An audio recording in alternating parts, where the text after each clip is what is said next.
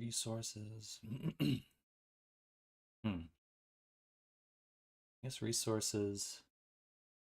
And we're going to make a folder for, oh no, I have a folder for brushes. I want to make one. And we'll call this alpha generator. Okay. Now we're going to select empty space here and like to do black and white alpha texture of wood. Alpha minutes. Detailed. Realistic. Copy that and generate.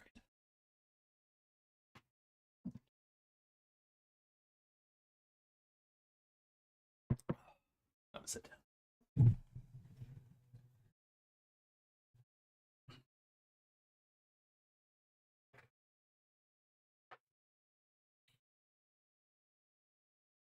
Not bad.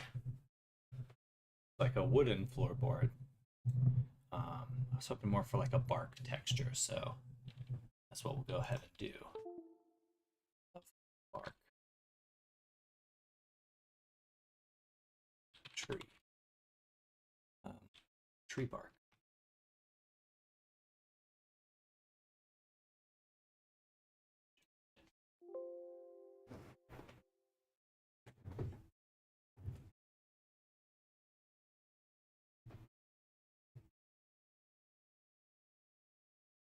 Interesting. This one's really good. Twitter live stream. It is Epic Easton 197. Hello, welcome. Welcome, welcome. We're doing some experiments this morning, this fine morning. I'm gonna try to make some brushes for Blender.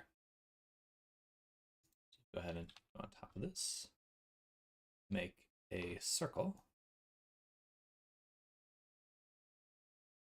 It's new. It's new.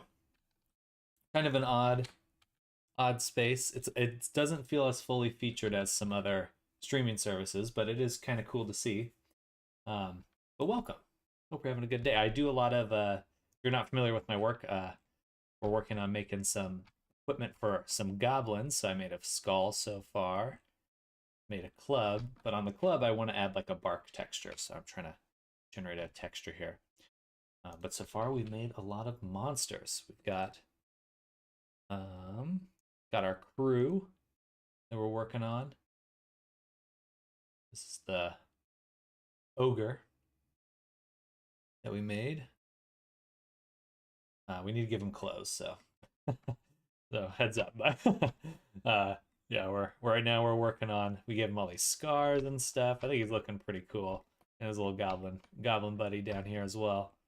So yeah, we're gonna give them some equipment today. Luis Adrian 34. Hello, bro. Welcome. Hello.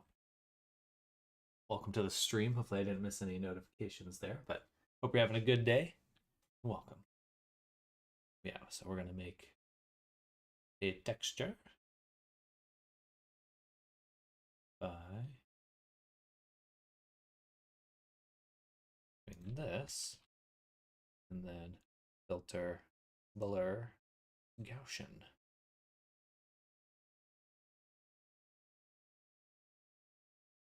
Okay, and then let me go ahead and duplicate this and rasterize it. Just recently implemented YouTube end cards. A friend made a GS server with a library called youtube.js. Pretty cool. Interesting. Some sort of JavaScript stuff. I don't have much of a mind for code. Not yet, at least. And how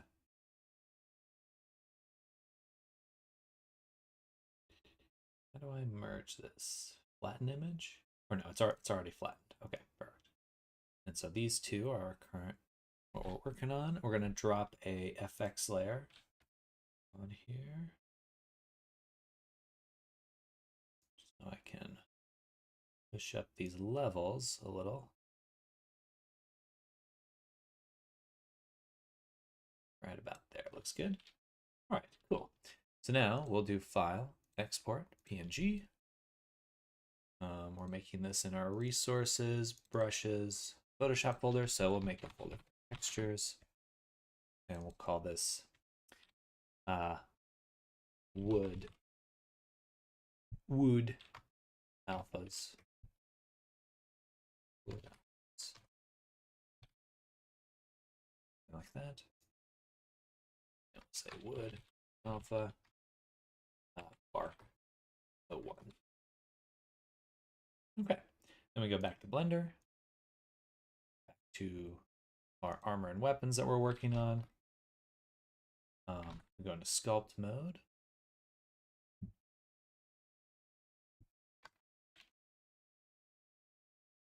On here, Resonite also has PDF support, so you can easily import character sheets and rule books. That's what I'm super excited about. Yeah, so we're gonna get all these characters in D&D later today. So that's the plan, or at least probably this morning as well. So right now I'm doing some work, and then we'll hop into Resonite. I've got my goblins in there. I've got my ogres in there, and we'll probably do like a little quick combat test. Not quite sure what to expect. Whether there's going to be a lot of people or I'm assuming most people just watch, which is fine. We'll do. I want a new brush. We'll call Wood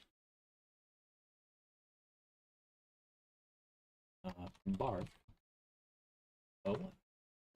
And we're going to go to Texture, New, Bark, Wood Alpha. Should really save this. Bark 01. Copy. Back it up. And then in here, this is where we actually add the image. It's a little roundabout, but it's there. Resources, brushes, textures, wood alphas, this one. All right, see how this goes. It's like not quite enough detail yet.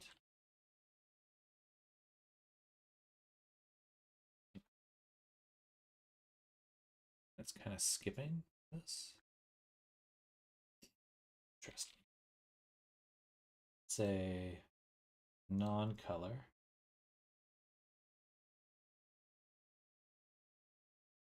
And let's turn up our subdivision one more time. It's not showing up, which means the texture, mapping.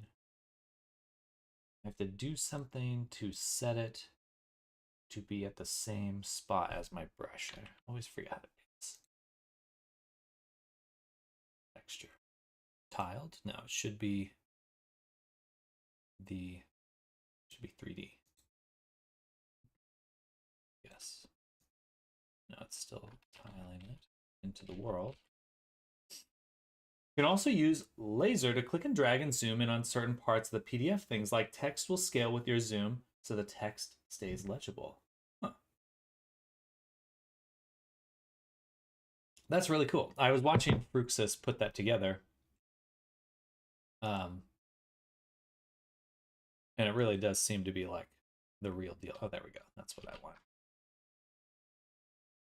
It's good to see how much support Fruxus is constantly giving the project. Ooh, that seems dense. Let's turn down the strength quite a bit. Looks more like a skin texture. A little bit more.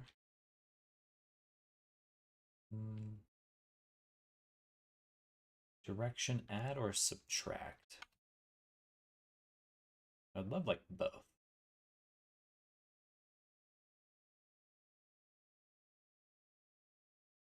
Normal radius. Strength, advanced. Auto masking. Ooh, we can mask to cavity. Didn't know that. That's really cool. I've never looked at these before. Oh.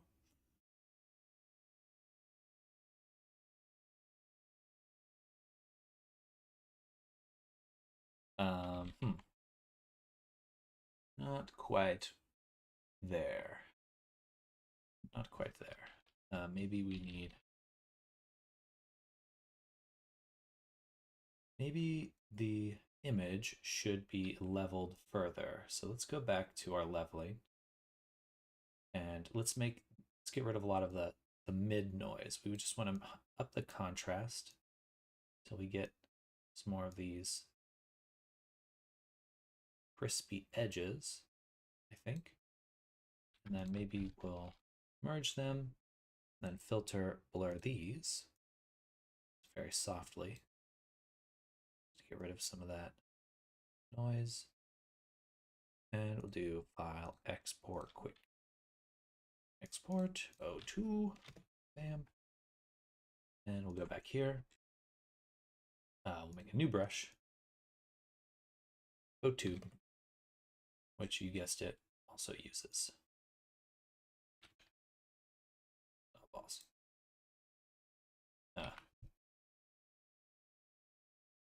Uses that. Balls. Here we go. 2. Copy. And I'll paste it here. Back it up. So yeah, we should have 2 here. Good. Copy. Back. Paste. Then open. The content team recently released a proper default UI for the PDF viewer, which is the one I'm talking about. The one you're probably thinking of was the code generated default. No, I think, yeah, I was just watching the Resonite dev updates. I'm not sure. They have like monthly or weekly updates, and there was one of the most recent ones went over it.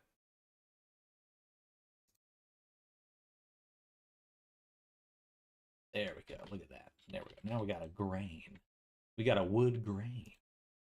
That's what we're looking for. Looks a little bit like styrofoam. A little bit like styrofoam.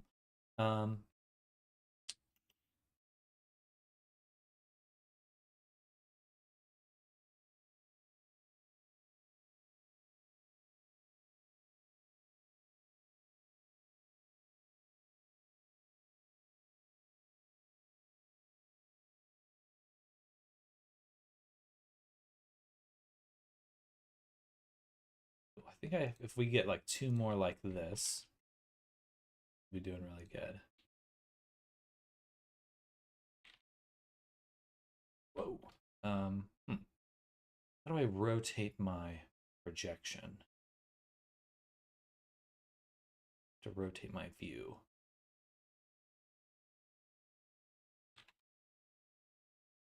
Let's Google that real quick. Googly Blender rotate view.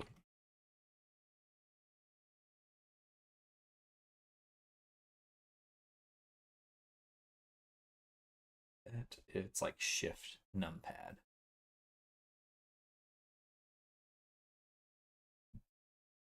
Roll. Shift numpad 4 and 6. Shift. Good. Good. Yes.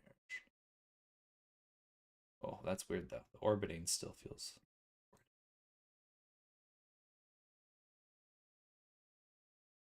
weird. Down that strength a little.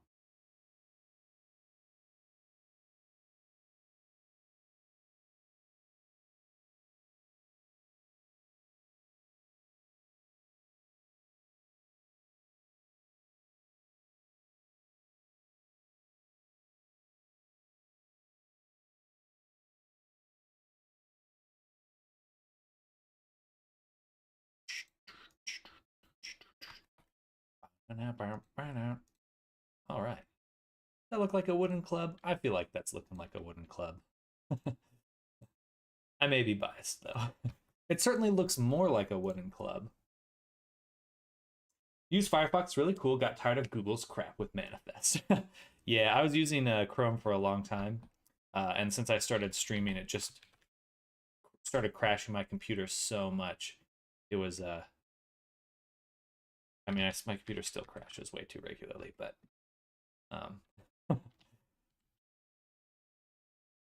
certainly Chrome was a big part of why I was crashing so often.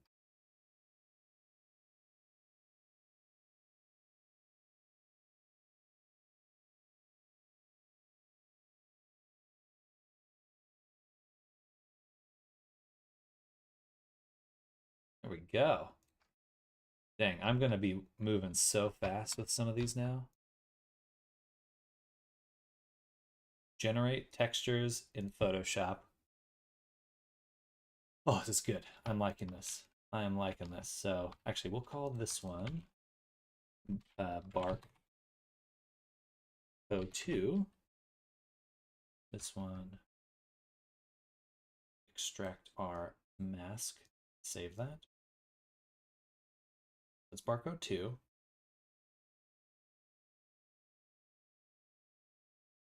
This one was Bark 01.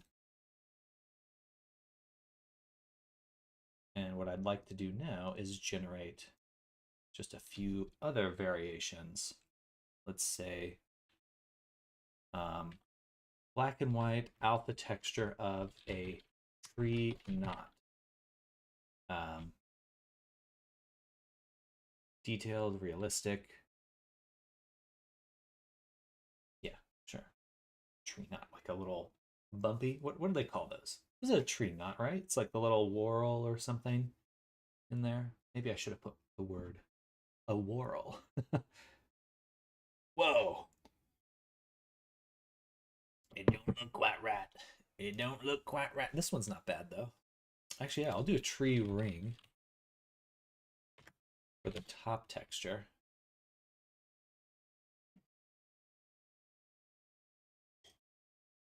Also, why are you using Photoshop to generate wood? Textures could just use Blender Node Graph System. It's just time.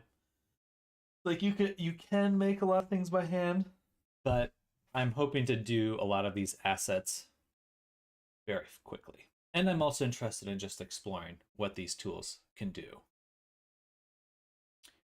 Let's try this again. A whorl. Generate. But I do want to go out and I need to get nothing bad about it, just a question. Yeah, I don't mind. I certainly don't mind the question.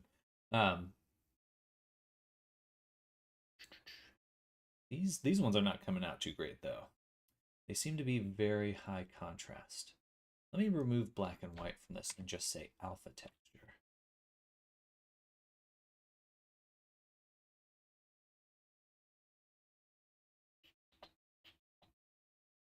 Will that get the black and white across? Darn. So let's just put it towards the end. Black and white. I just don't want it to be super high contrast. Are there any more information about, can I add a negative to it? That's kind of, this one would actually work. Yeah, this one will work right here. Okay, so we'll duplicate this one, or turn it into its own little layer. We'll move it up. This isn't bark. What would be the right word for this? Rings? Yeah, tree ring. Ring 01. We'll take our little alpha mask, drop it here, hide it, then take the texture and invert it, and then hit it with some leveling.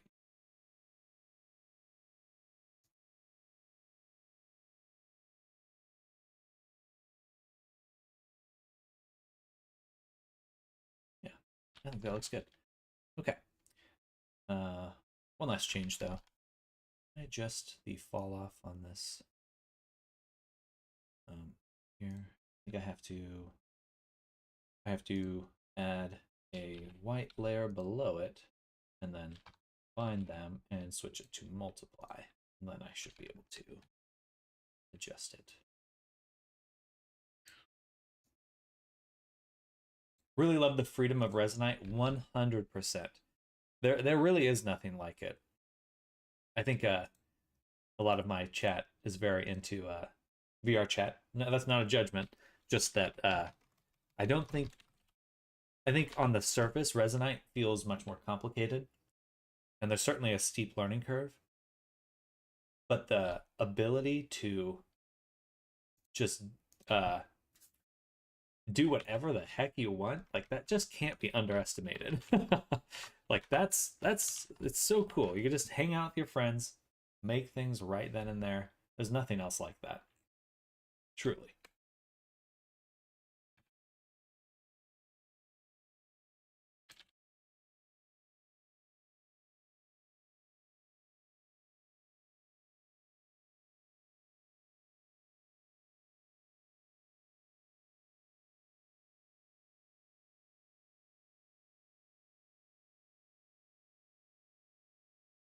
All right, a little whirl like that.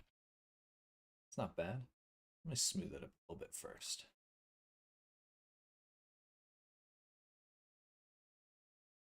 Yeah, that actually looks pretty good. Okay. Oh. Yeah, I like the little wrinkly edges right there.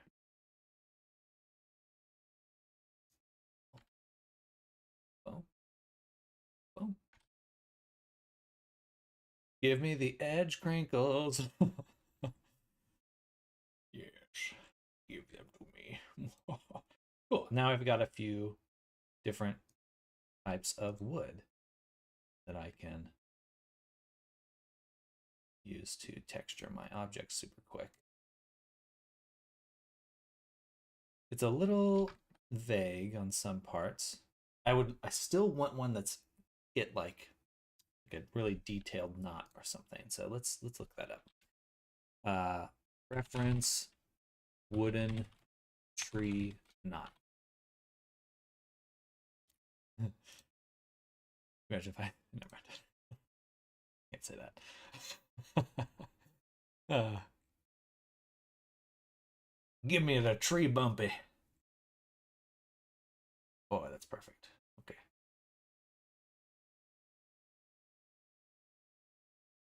Yes. Yes.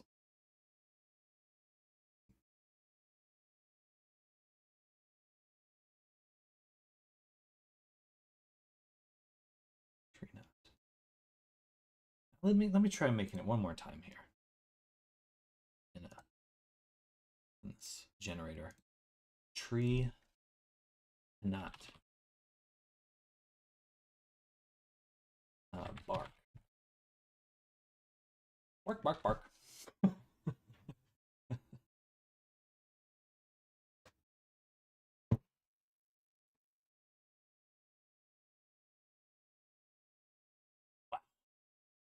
Ooh, this is nice.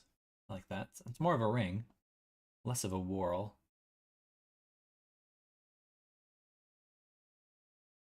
Try one more time with whorl included. And I will save this one. I like this one. Alt Control E. That should save it, but we'll just rasterize it instead. And that'll be another ring we make in a second. And then here, tree, knot, bark, whorl, generate. Let's see if that works. I might swap out the top of the tree texture with this one because it looks good. Wow, not quite. Interesting. No. All right. Those are good. Let's drop this one into. I might as well just make a ring. I like this one. We're just going to capture it because I can always use it later.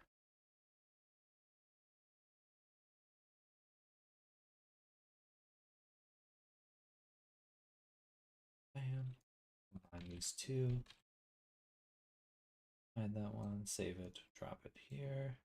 These should be set to multiply actually. I don't need this one, just this one. Control L. Control L. Push that out a little ways. And then I think that's pretty good. Although I do feel like Resonite's complexity is blown out a bit. There are people on VRC, as someone else create and upload their app model for them, and they just absolutely do absolutely no dev work. The same can happen in Resonite. Someone can just create your avatar and give it to you in game. The only thing that they would have to do is that avatar protection, which is attaching a single component. I'd also like to say that message cannot fit in a single tweet, but I could send it in chat message for some reason. Oh, interesting. Huh. Yeah, I'm actually struggling to visualize what the interface for it looks like. So some of them are comments on the thread, and then others are direct in the chat. Funny. Yeah, it seems to me that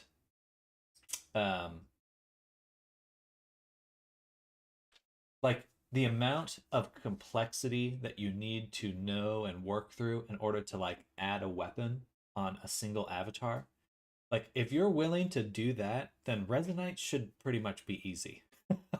Like, and you get to learn to do it the right way. You know, if you're trying to add a weapon to like a VR chat avatar, something, it's like a lot of the time it's just it feels like a hack because it is a hack, and you can't interact with it. No one else can interact with those things easily, and it eats up your avatar parameters. It's like, why not just have an item system? But who knows? Could be 10 years till VR chat adds that. I didn't reply to my own message. No.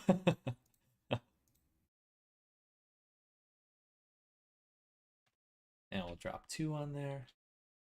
Yeah, cool. So now got all these whorls and stuff. We're gonna make one more brusharoonie. Ring 02. Like this. And then, oh no, that's me changing that file. I don't want to change that file.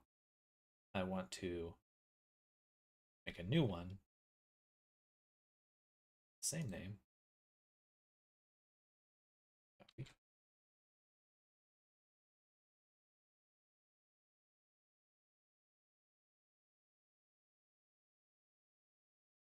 New. This one. Save.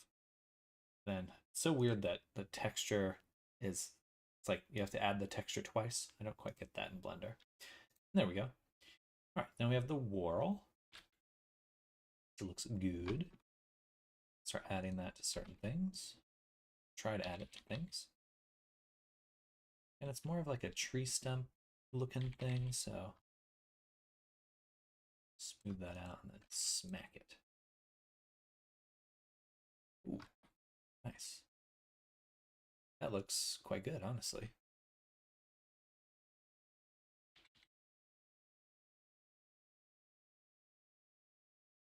If it was centered better.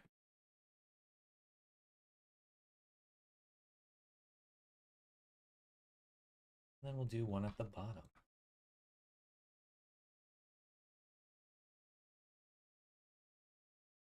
Okay, I think that's good. I don't really want to add that much more to it. I think the rest, anything else could be done in Substance Painter. Alrighty, that's awesome.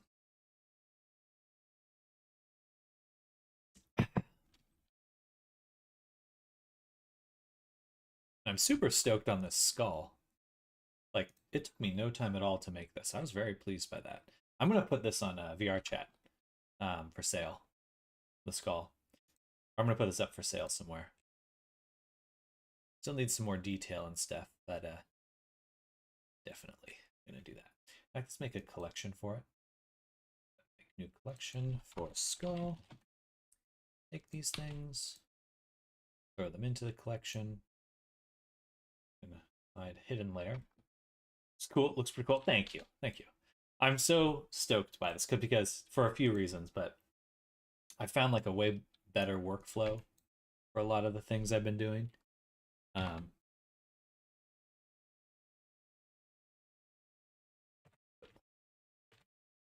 So it makes me excited because it just feels like it's easy to do things now in Blender, whereas that was not the case a while back. I mean, it's still tough, but feels more manageable now. All right, we're gonna make the lower jaw.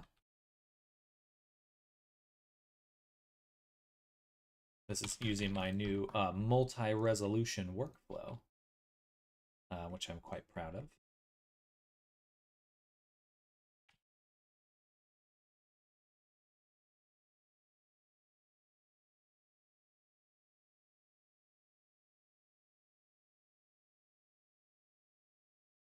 Do I rotate it, or do I think we rotate it?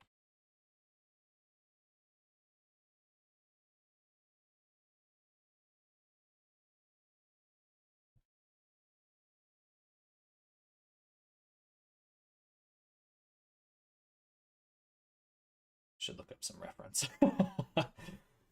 Damn, I made a typo in my snapper explanation. Uh-oh.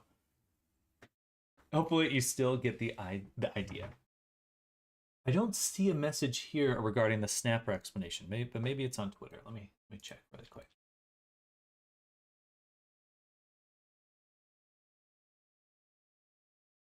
Were you the one reaching out to me on Discord regarding the snapping? Interesting. I don't have a notification on Twitter. What happens if I go into my own live stream? I don't see any messages. Funny. On Twitter, at least. Oh, wait, here we go. Chat. No, it doesn't have a...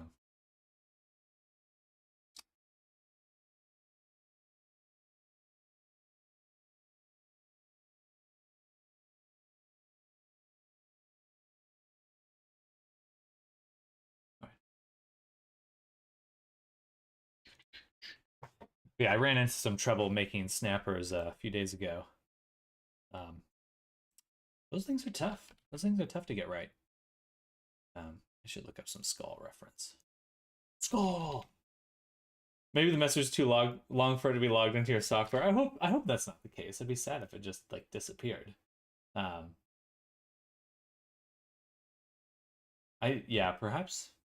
Perhaps Twitter ate it, because I don't see it on Twitter's end, and I also don't see it on Restream. So if you want to meet a friend request on Discord, it's the same here. Gotcha.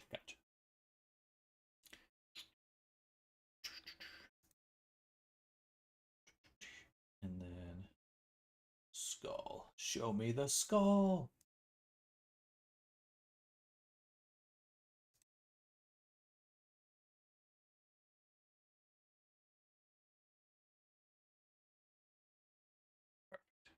Oh, this one's really nice. So definitely this kind of U shape, and then it goes down. I got this thin top, and the teeth just embed right in that line there. All right, good stuff. So now that we have this, I would like to unwrap it before we do anything. We go like these. Boom. Mark seam. I could try to do that. Speech to text because typing's hard. Hey, I understand that. I hate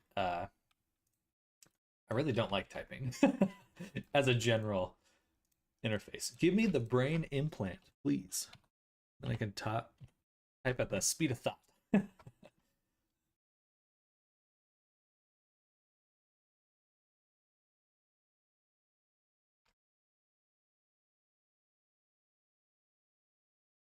Yeah, we'll put a cut right there too. 0.6 PSY0. Straighten that out. Straighten that out. And lastly, straighten this out. Okay.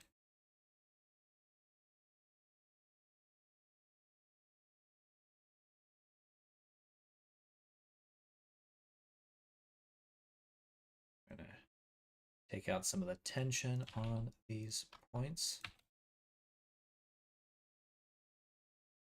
Might be pretty hard to do though. Some of these are wildly off.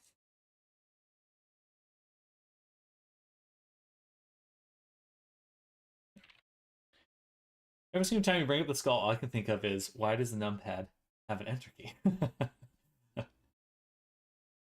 I did not mean to send that message.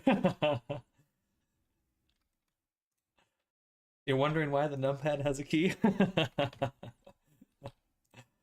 I used to work at a call center for uh, accidents and things like that, law firm stuff. No, it was not as fancy as that may imply. It was mostly just fielding calls. Um,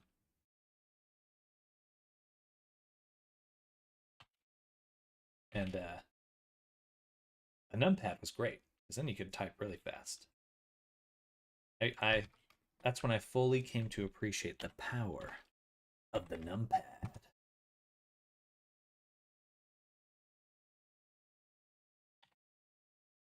Okay, I think that's good, or as good as it's going to get for now. And we'll slap the flip on it.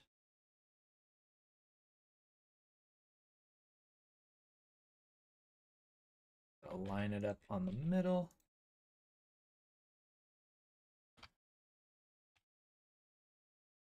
All right, cool. So now that we've done all that, we can go ahead and apply the mirror, grab it, slap a multi-res on it, and just hit subdivide.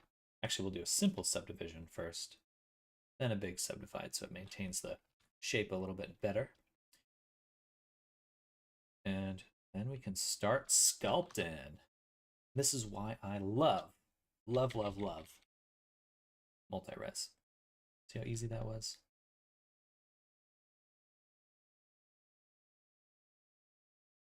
Make sure our mirror's on. Then we can thin this out a little, both top and bottom. Get it nice and pinched.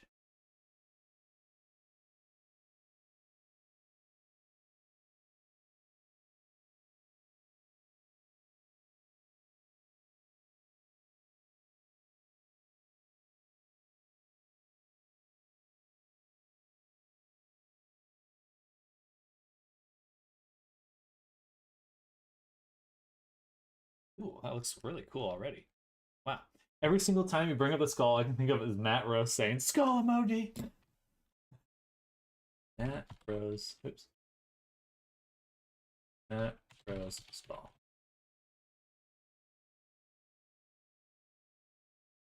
Skull emoji! Skull emoji! Skull emoji! Skull emoji! Skull emoji! Skull emoji! Skull emoji! Skull emoji! Skull emoji! It sounds like a disease or something.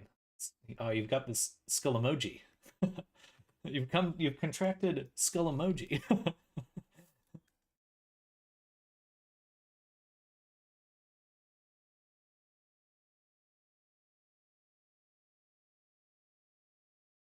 I'm down with a bad case of skull emoji.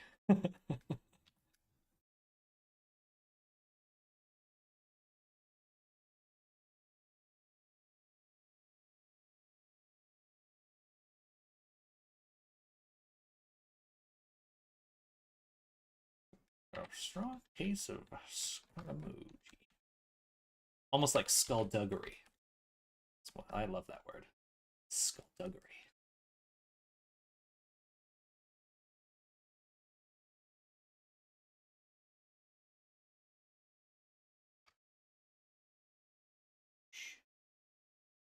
Should be a little bit more. Just probably a good spot right there. Get a little bit sharper on the jaw. Bring in the chin a little.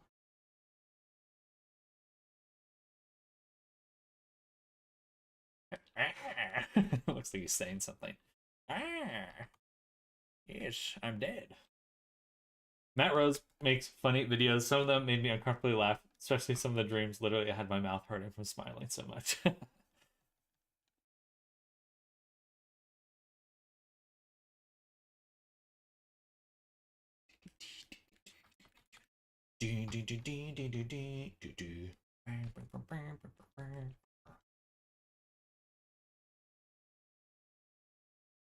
And pinch it again.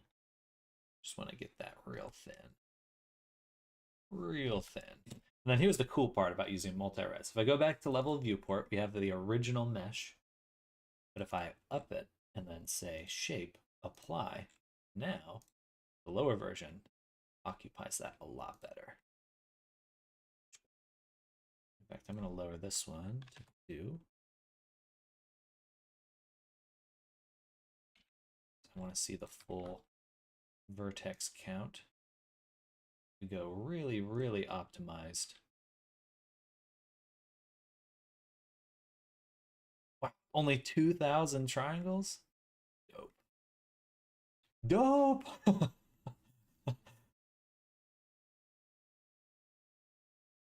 Alright, but we'll leave everything on 3 for now.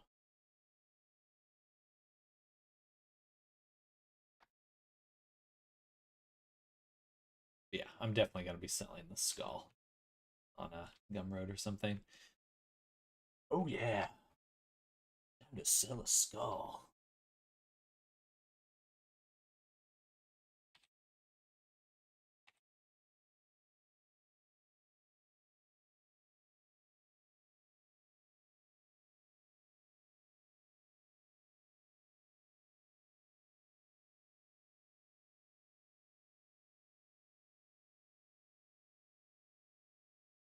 I'll switch to the slide relax brush.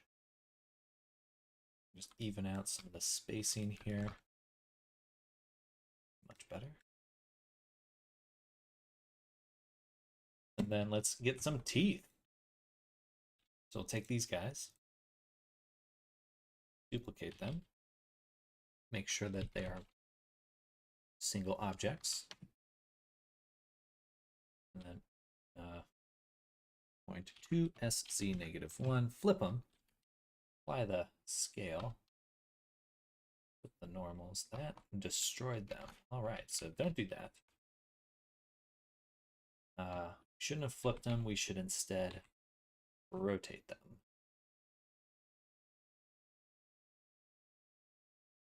Have you heard of a YouTuber named Fingies? They make some of the best cursed Minecraft mods I have ever seen.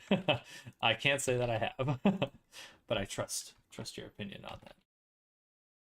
I did see one where maybe this was him. Someone made like each block in the world. What was it? Each block in the world was like a creature unto itself, which was kind of interesting. I don't know how else to describe that.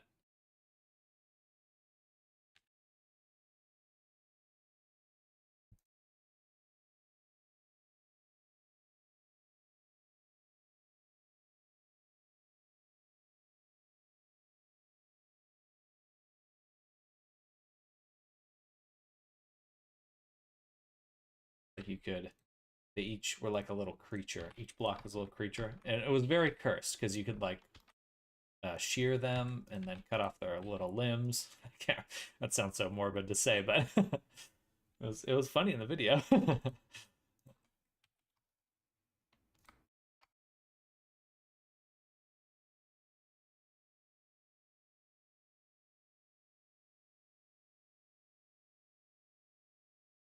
All right, that looks pretty good. So then we'll move the shape to fit the teeth here. It's a very narrow jaw. Have to balance it a little. Should work.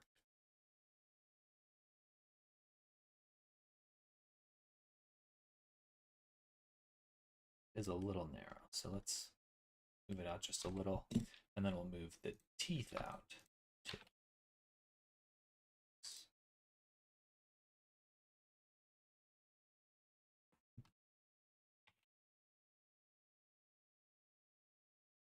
Way we can adjust our skull.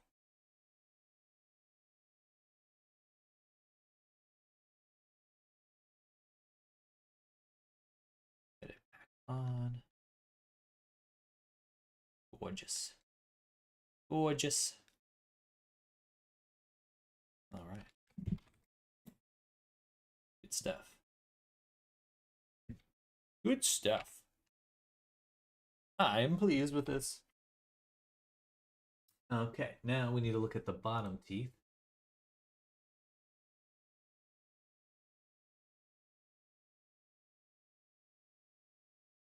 And I think moving forward, I'm probably going to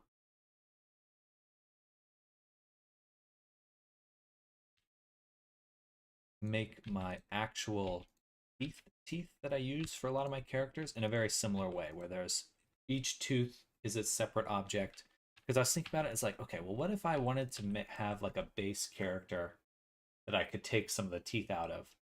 It's like the best way to do that is to just have a base with separate teeth. It's that simple. Um, so I think we'll be experimenting with that at some point.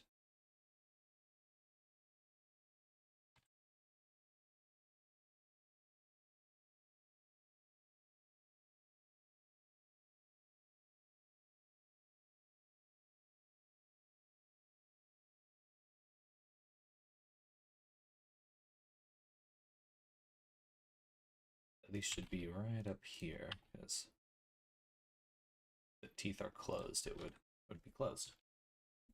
So do that. Move this up. Fit all the teeth in here. And frickin' dope. Oh, what's the name? Yorick. Alas, poor Yorick.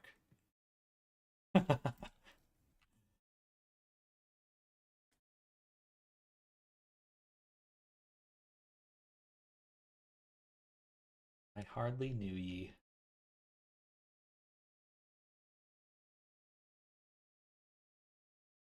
Hello, Arctic. Good morning. Welcome. Welcome. We're working on Yorick here. Good old Yorick. Very dependable guy.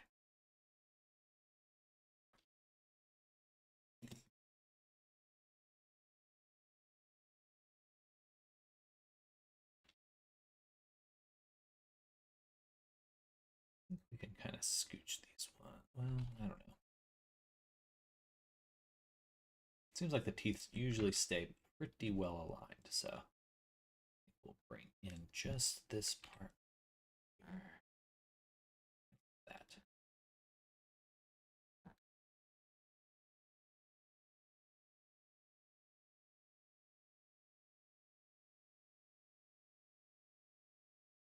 Let's actually up that subdivision once. Get a little bit more resolution. Cool. And now we can actually start doing a little bit of sculpting. Get some form to our dude here.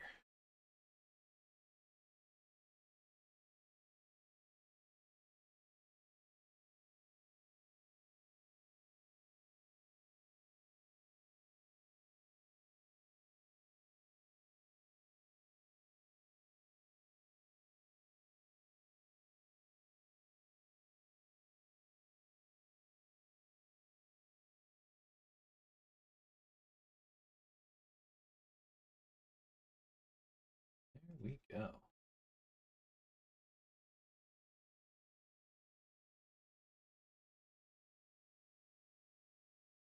It's got a little mushed. Actually, the whole tooth is kind of just a little too close.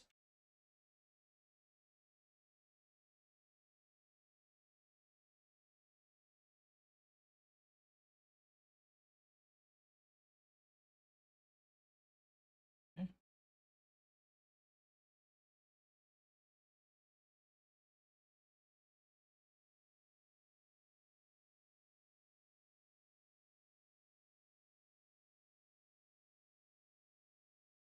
Beautiful.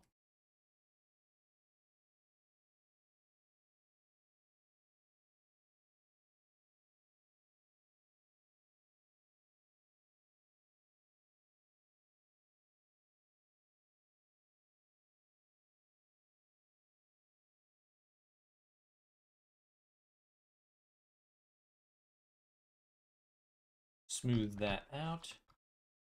Nice rounded back spot for where these doofers connect. Careful of smoothing out the front too much.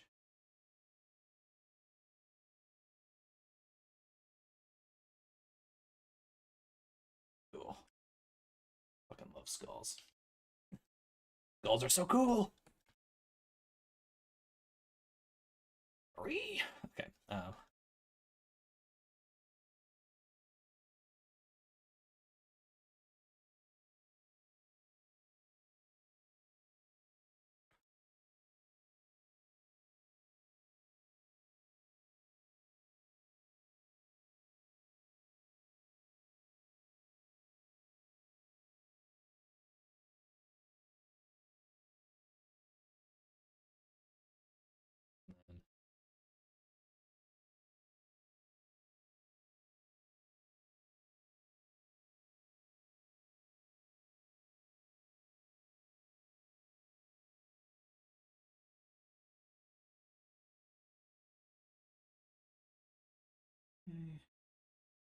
This spot's usually pretty. Oh, I see. On this brush, I still have this enabled, so push this down this way. And so there's kind of a bump like this, a little bit of a bump right there. I'm looking at reference on my other screen, which is why I keep glancing over. Little tiny divot. I wonder what that's for. Like a vein or something? So many questions.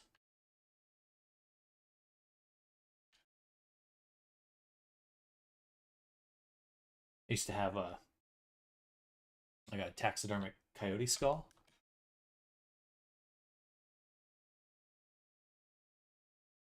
And it's amazing how brittle skulls are. They're very, I mean, an old, or one that's been decaying for a while, but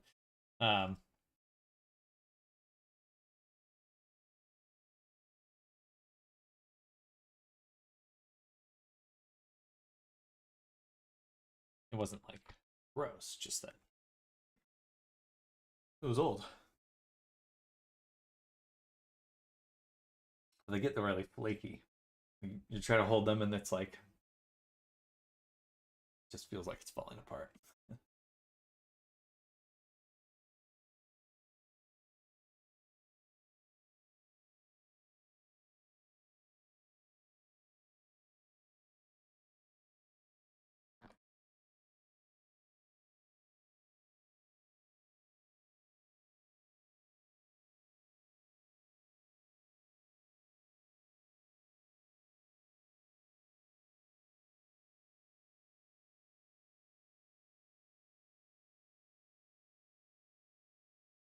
All right, and then what I'm kind of intrigued by is the idea of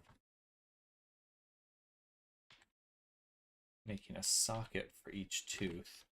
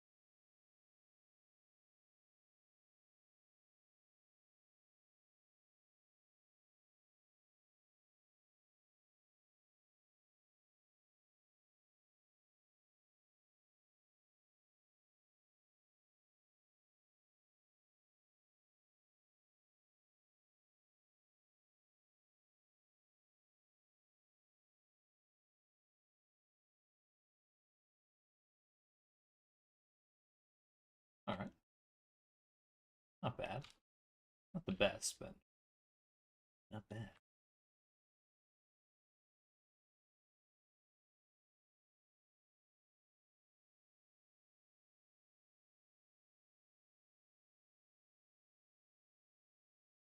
So cool! I love making skulls. Yeah. Yeah.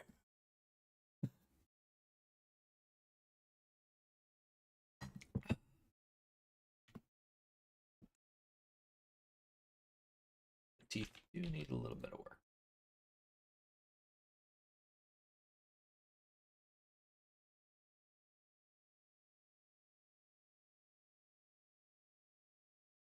Yeah, yeah.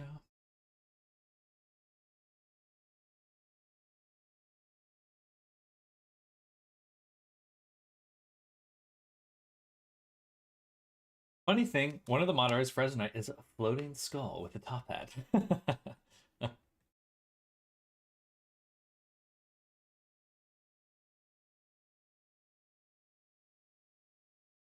Power of VR. That is what I love about VR. Is everyone's got like a very personal version of themselves. Not maybe not personal, but like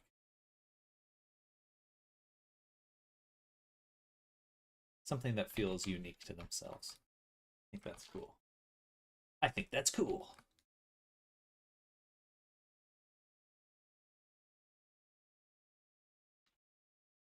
There's a lot of stuff that goes on the bottom of the mouth. Oops, I keep hitting this one. Kind of nuts how much stuff there should be. Any little bones, things like that. Gonna have to just kind of imply them rather than make them. It's complicado. Maybe I could project a texture onto it. That might be doable.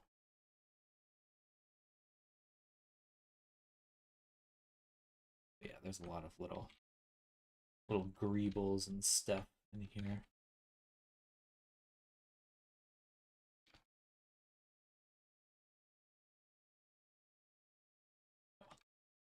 I think that's good enough for what it is.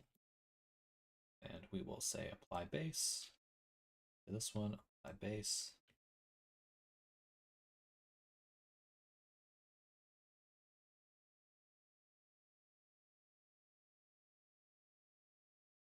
I have to apply base on every single one of these. Okay.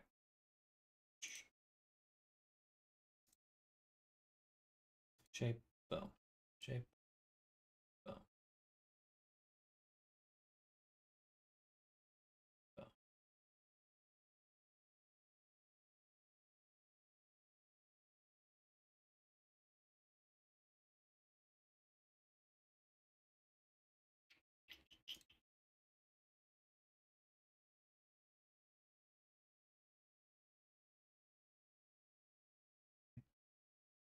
Alrighty. So it's 8. Right now it's less than 1,000,000 polys at the high resolution. Its highest resolution here.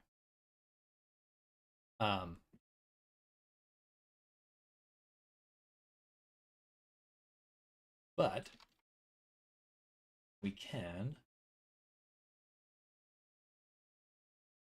do what? We can take it, set it to 1.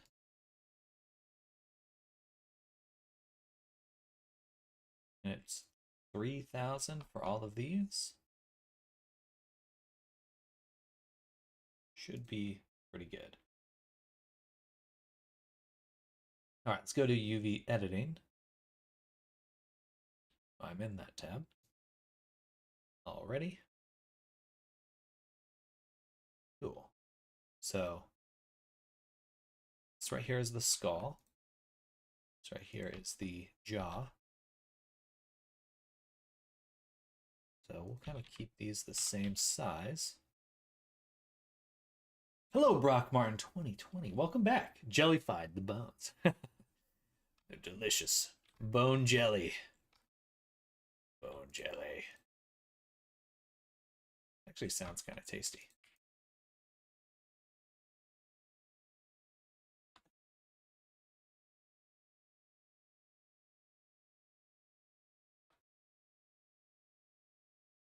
All right, so then we're going to take just the top teeth.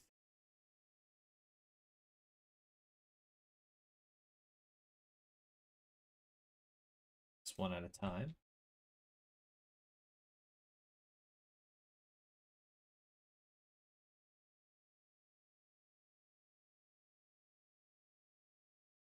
Actually, these ones are all connected, so we have to do F3 make single user object data. Wood.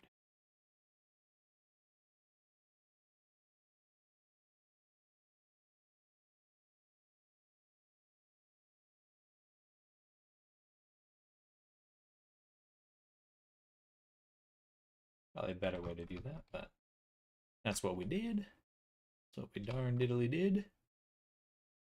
0.2R. I think we can rotate them this way. Then we'll use our UV toolkit to arrange the islands this way.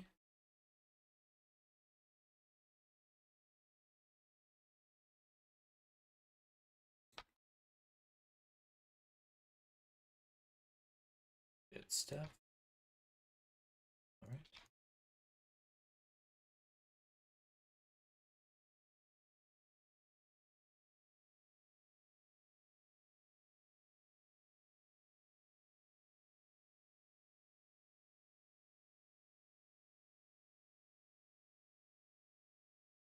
All right. Then deselect this one. Deselect this one.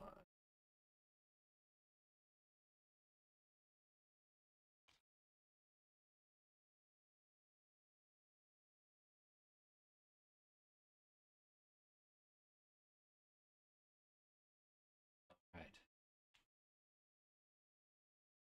So we can deselect the top, convert these.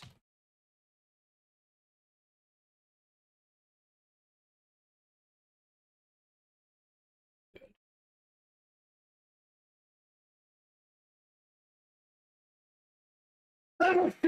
Excuse me. Excuse me.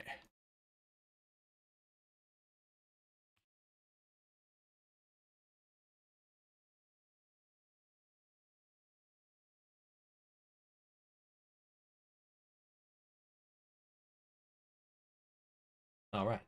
Those are all the teeth. We can optimize them a little bit by, I think we just rotate them and kind of interweave them.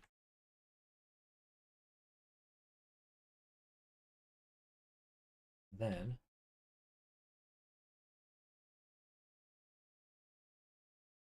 add them directly to the sheet. It may not be enough space for them. So let's take these 2.6, scale this down.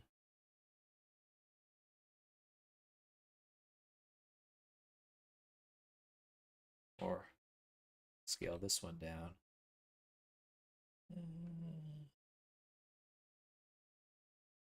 Let's just see. Let's leave it there for now. I can always adjust this later, so. Good.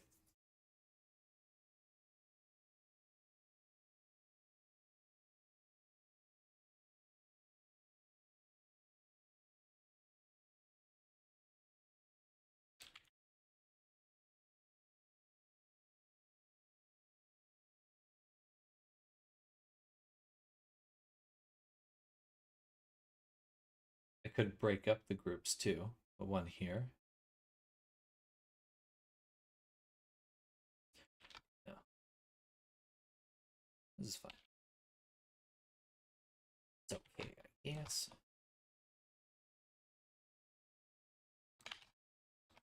And the main reason I'm setting them up like this is that for all of these teeth, we can go to mirror and make sure that the mirror is set so that when we apply our mirror, it will flip them to the other side. on the UV map, which is very useful. Okay, cool. Nice. That's what I love about this new workflow. Is like, that would have taken me so long otherwise. But now I've just turned my retopology and UV mapping into the simplest possible step it can be. And we're just ready to go. Just ready to go. Love it.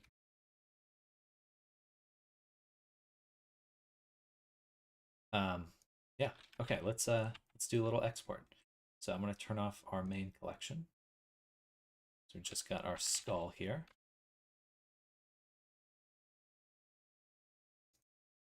Substance. We'll put in skull.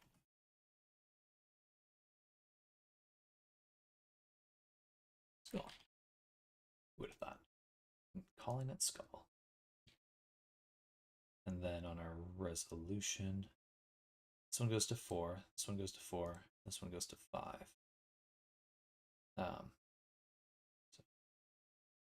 5. And the rest of them 4, 14. Actually, what happens if I go to the highest number? If I was to say, select these and go to 10, it just goes to 4. Okay, perfect. So I can just put in an arbitrarily high number and it will give us the full thing. Good. All right. So skull. High poly. Export. Save. Later. Oh, I'm so excited by this. I'm so excited by this.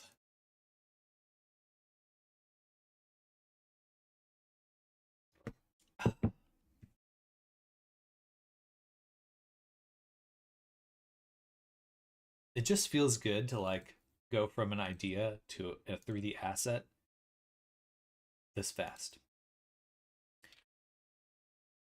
If anyone's interested in how I'm doing this, definitely review my stream from yesterday, because the res is the way. I'm not going to shut up about it. How dare you even suggest that? All right, skull time. Skull. What am I making? I'm making a skull. We're gonna be selling this skull that I'm making. At some point. Some point soon. Oh, we have gaps. We've got gaps. The teeth are not baking right. It's just their bubble is too big. All right, so we'll have to space everything better. Overall, though, it's baking quite nice already. Yeah, so I'm making a bunch of items for my D&D session that I'm planning. I want to make a bunch of items for people to like, what are you going to see on the characters? What are you going to see on the on the monsters and stuff? So just kind of planning those things out. Rainbow skill. And set it to 1. Selected. And we are going to rearrange this. I think we'll take these ones, move them down.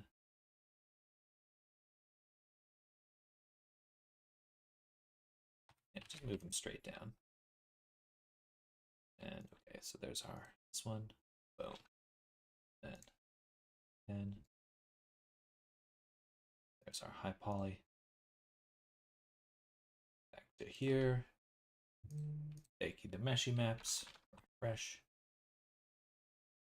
And bake again. Still getting some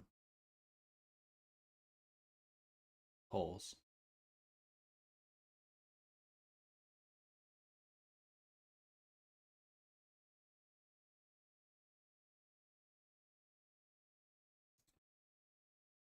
It's already looking super dope, though.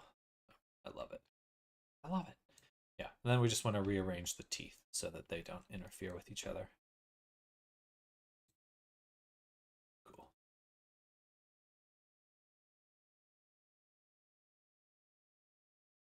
you.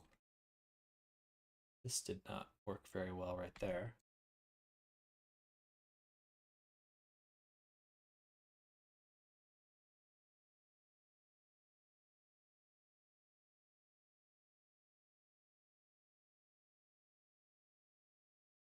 Oh, I should parent these alt P, clear parent, transform.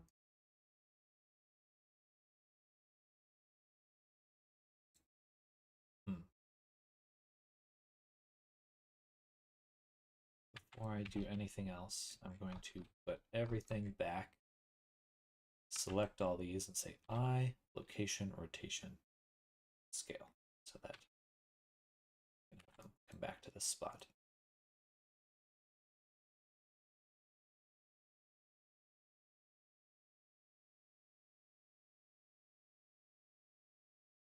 Boom.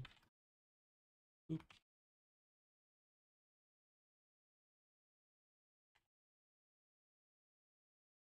Sounds baller. I have a sesh tonight with a few of my players. One of them is coming for the first time with a Jekyll and Hyde inspired multi-class. Ooh, very cool. That's to roll every long rest to see if he wakes up as a barbarian or a warlock.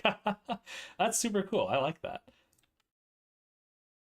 A little bit more literal in the definition of multi-classing.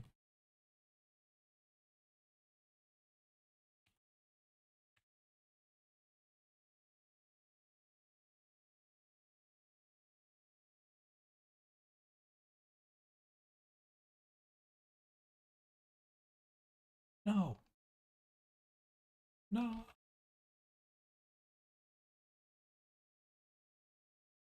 Darn it. I messed it up.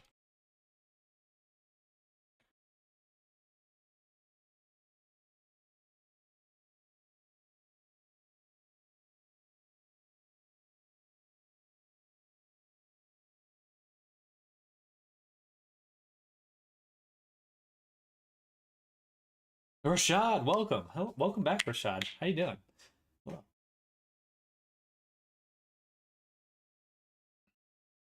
we're making a skull, as you may have guessed.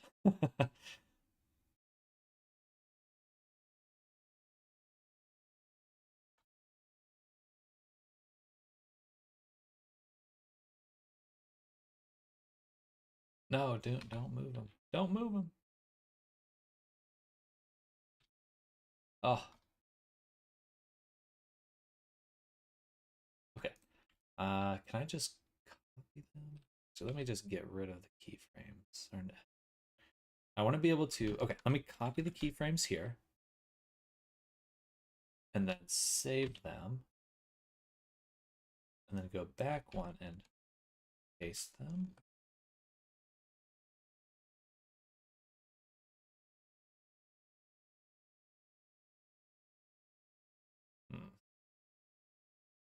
So this won't be showing up as merely decor. It'll be something you can pick up and interact with. Both. Both. When Skeletor doesn't have dental insurance, I wanted like pieces, like to have the goblins have like teeth necklaces and like skulls and stuff like that. So, hey, Soother, thank you for the follow. Welcome to the stream. Hello, hello. Thank you, thank you. But yeah, I want to be able to I'll just have to manually put them back in place, but that's okay. Hey, and a subscription. Thank you, Soother. Welcome, welcome. Super appreciated. Thank you, thank you. I appreciate your support. I'm really loving what I'm doing, and thank you. That means a lot to me. A lot of fun stuff on the way. Yeah, let's go ahead and export. This is the high poly now. And then set this to 1 for all of them. This will be the low poly. Skeletor doesn't have dental insurance. I'm also going to be selling this particular asset individually for the skull. Because I was like thinking about, it's like, dude, people would totally want like a skull that you could customize, pull out the teeth or whatever. So I think this will be a good fit. No problem. I'm new to Blender. I love seeing more creators on the platform. Me too. Me too. We call it the addiction here.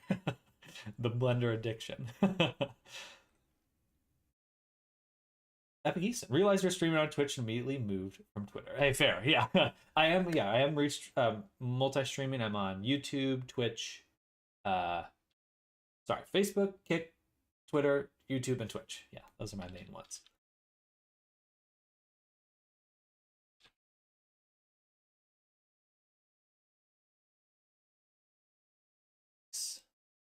Looks good. We still have some gaps or some misfires, misbakes right there. But overall, that looks super good, and I would like to add a template. Flat here. That we're just going to, oh no, I should have done my curvature template. Immediately get some nice shadowing on here.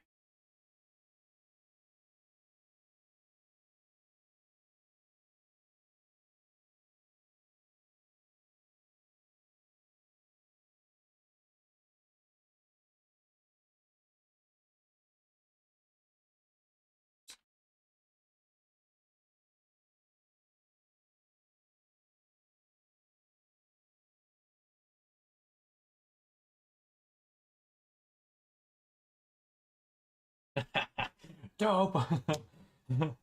Deep necklace, exactly. Can we see the goblin later, or have those guys made it? Yeah, I can show you right now. Absolutely, I have them up, and that's a lie. I don't have them open, but I can open them quite easily. So here's our ogre. I'm gonna stand up too. This is our ogre guy that we've been working on, and I saw I saw a bisexual skull for a second. But it's our ogre. So that's one of the reasons I'm making all these items, because they don't have clothes yet. Um, but we got the big ogre guy. He's got all these scars and stuff like that. I was really pleased with how these scars were coming out. And then we've got the goblin down here, and he's also really beat up and stuff. But looking really good. I'm really enjoying the look of them. Look at that. It's got like a burn, scars and stuff. Very pleased, and they're all fully rigged. I've done all of this in less than a week. Really, like 4 days. So, my new workflow is I'm happy with it. Very happy with it. Let's turn up this to 2048.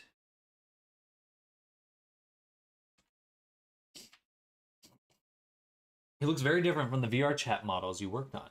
Most of the models I like, I personally prefer a little bit of like stylized realism, something that leans a little bit more towards realism for my own work. But yes, very different from a lot of my commissions. Most of those are furries or stylized characters, more cartoonish. Where did you learn to rig? I learned just through YouTube, but the main tool I use is called AutoRig Pro, which I really should get an affiliate link for. It's great. I love AutoRig Pro a lot. I feel like he should have more detail. Should be a little bit more detail here.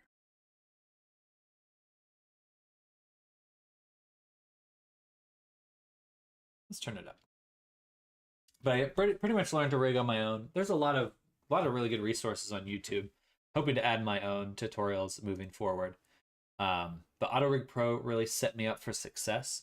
And my new technique lately has been involved.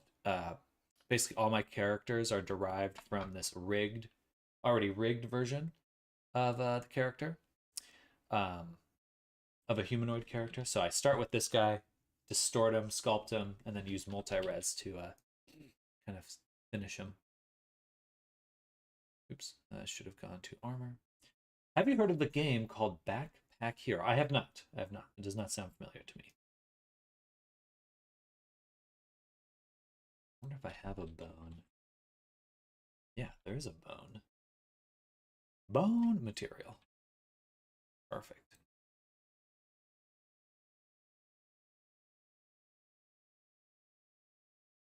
And then I just want different material for the teeth.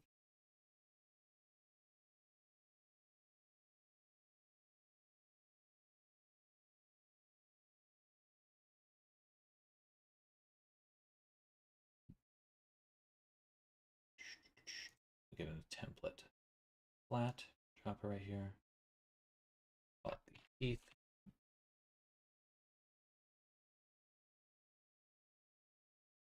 Grab them.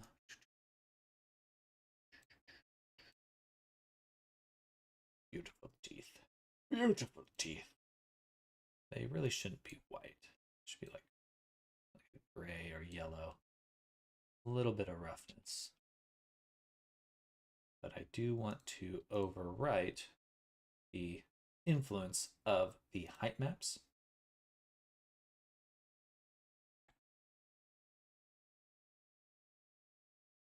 Awesome.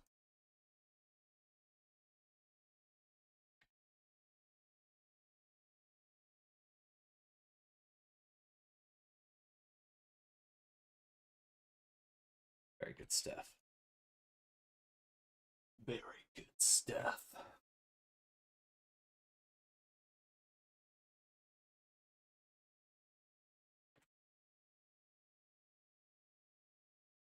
For our ambient occlusion we're adding, the shadow should eliminate roughness. And we also want to bring in our ambient occlusion channel. We have a little bit more occlusion.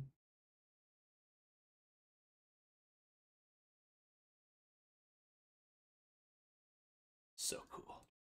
And then I'll probably have to go back and add some squigglies for that little, like, what do they call those little plates and ridges that you get in? I mean, it's not a very, it's not the most accurate skull, but I think it does the trick. I thought I got rid of the bumpiness. Unless that's from here. No.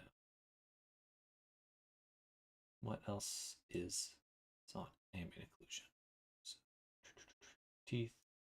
AO. I have to go to ambient occlusion and set this as well. There we go. Yep. Funny. All right.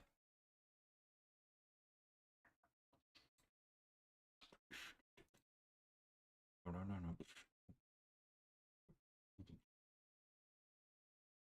Look how low poly that is.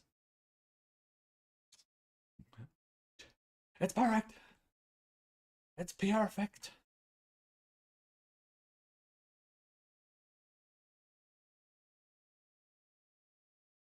I do think that the sampling, if I made a better cage, we would probably get some better results here.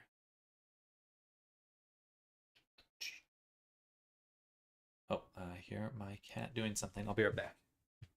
Lex, what are you doing?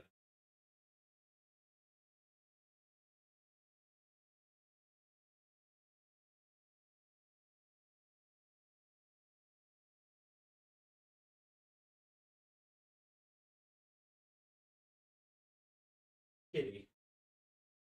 I had kitty.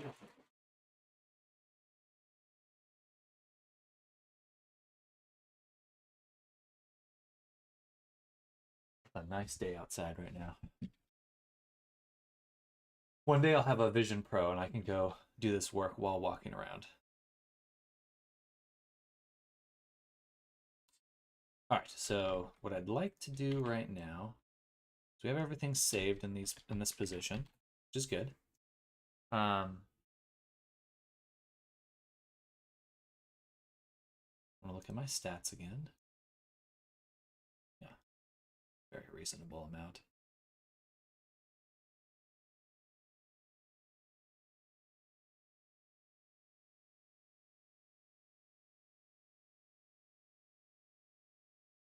What I want to add is a displace group. So we'll do this. Displace object, transfer mesh data, vertex groups from active to by name. And then we'll create a displace modifier somewhere. Displace with the displace group. And I can copy to selected. Right. I want to move them. I have to save the location. Awesome. So now that we've done that, I will duplicate. Okay, I'll make one more collection in here, which we'll call skull low poly. Move all of these into that. Duplicate the collection. This will be skull high poly. Awesome. So probably already guessed the deal. These are the high poly ones. We want to set the multi-res to as high as possible for all of them. Beautiful. Then on the low one, I guess it just does it automatically. Oh, and then lastly, I should have gotten rid of this place. We'll just copy to selected for all the high poly. Awesome. Then I can say selection, turn this off. Don't want to be able to select it, but I do want to be able to see it. Cool.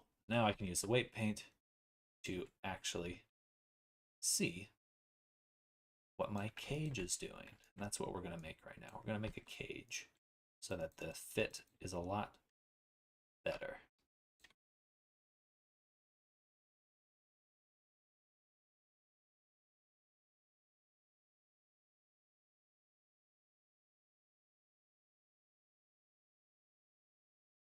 Or as close as possible.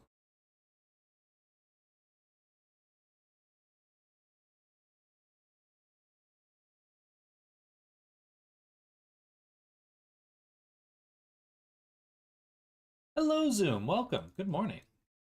How's your day going? Happy Friday. We're making a skull right now.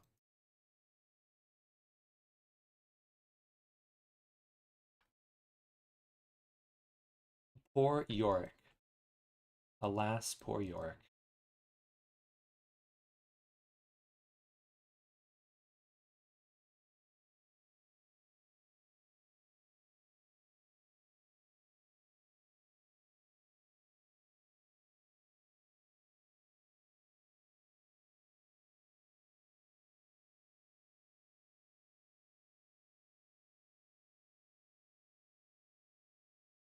All right, good stuff. Now this is my cage version, which we'll add to the skull. Substance Painter, skull, cage. Export, save. Go back here, mode, bake, cage, cage. Oh, re-export the high poly. Going well. Knight's Night is coming up here. Party time. Hello, you making a skeleton? Well, that's awesome. Party time. I am making the start of a skeleton. We may end up making the full one in a little while. For now, just this one.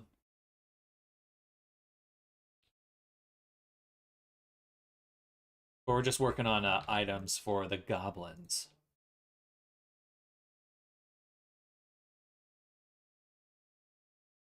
All right, that fits better, but our skull is still poking through on the high poly. So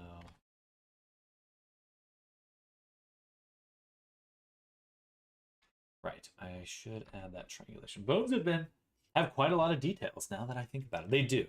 They really do.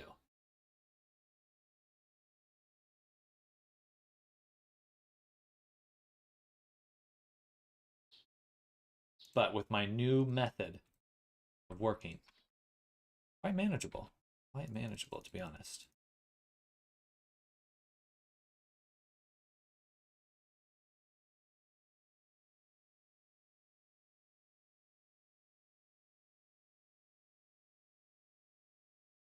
Ooh.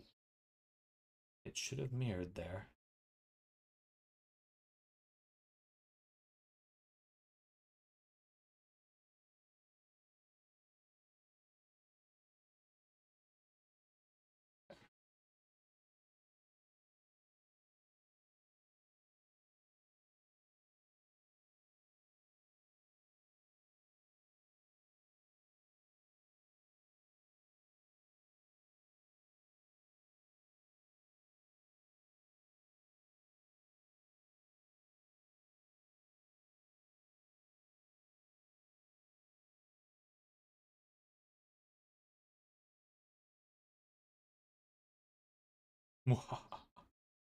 Gorgeous.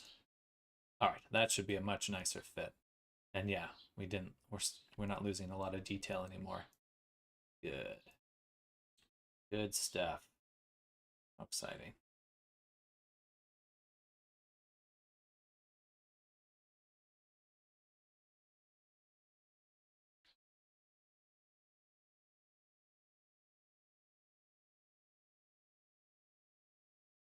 Cat cam. Cat cam. There she is.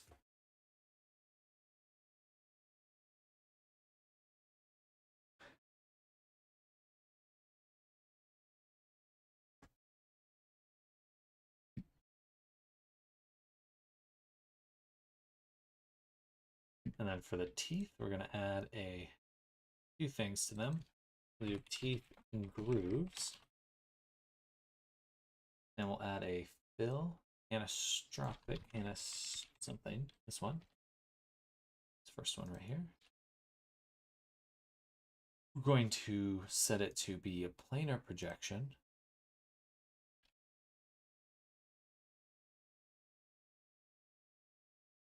This way. And tile it 3 times.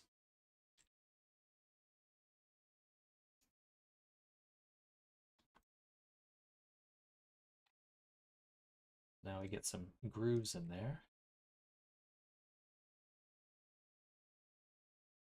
Maybe a little bit of roughness too. And kind of an off yellow color, something like that.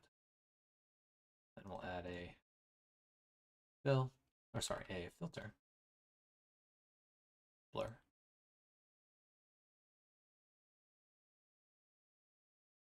And then a filter.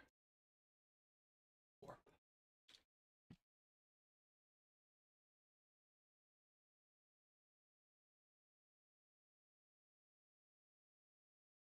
Yeah, I have quite a delay again. I see. Oh, it's funny because my internet connection's super strong right now, so I don't know if that's me. It must be Twitch.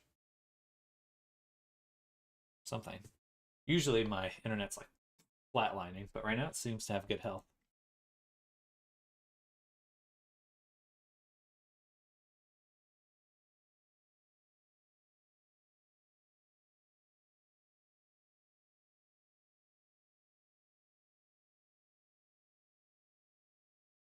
All right, let's add a gradient shadow template.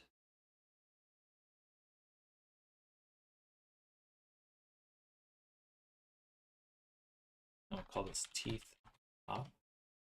Teeth top.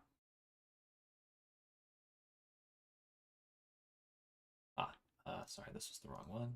This one. Teeth top. Oh, one of these should be a 3D projection. Whatever. Planar.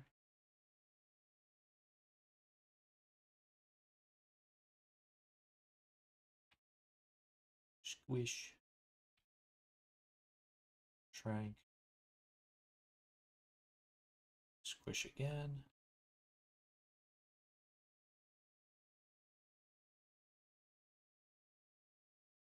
Turn up the balance. Duplicate. Rotate and move to the bottom.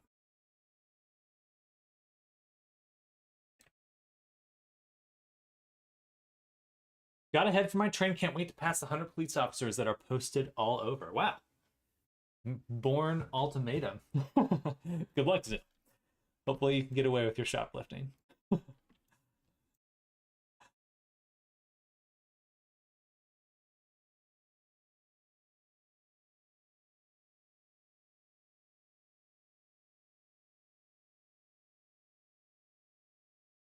And then we'll do one dirt layer.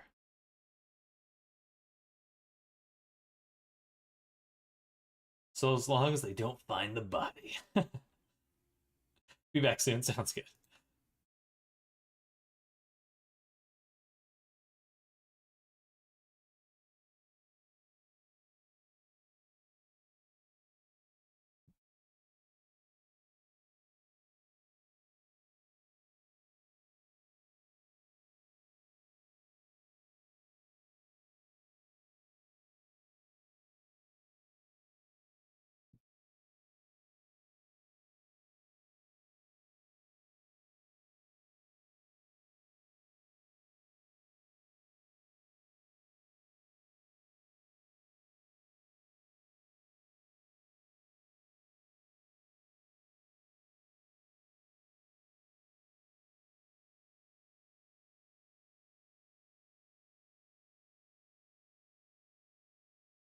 think that looks good. That looks really good. Dirty skull. Well, the nice part is now I have a skull that if I want to make some variations on, boom, we got the base. Ready. Let's go ahead and export some textures. We're going to drop them right into the folder we're currently in.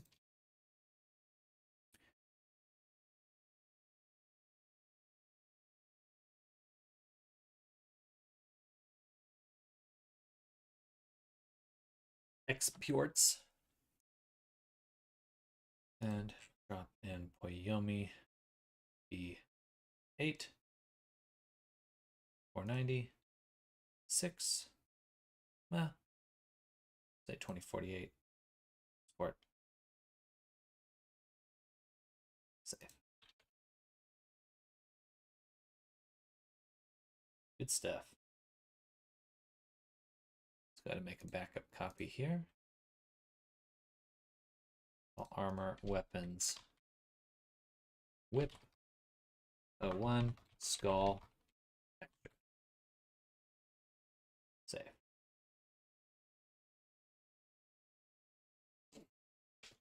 Let's sit down. There she is, she's so cute and small. Yes, she is. She's so cute and small. So cute and small. What are you doing? Are you licking your nose? You're licking the boogers right out of your nose. She is licking the boogers right out of her own nose right now. Delicious, I'm sure.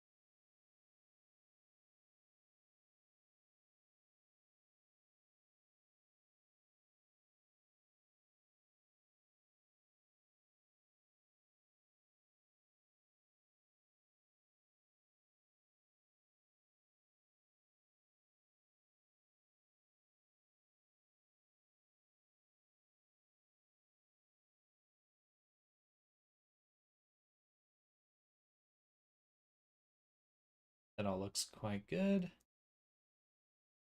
And now we can put things back in place.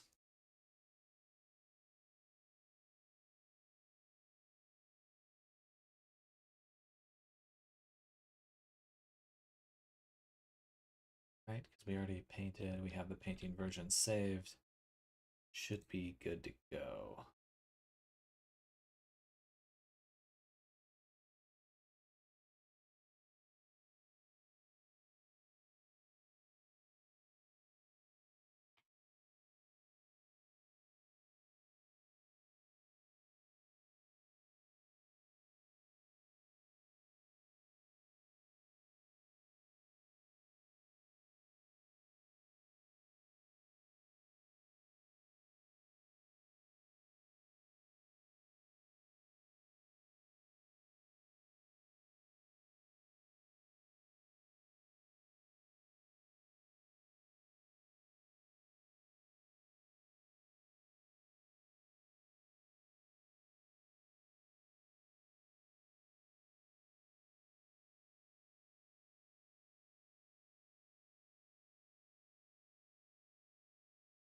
Oops.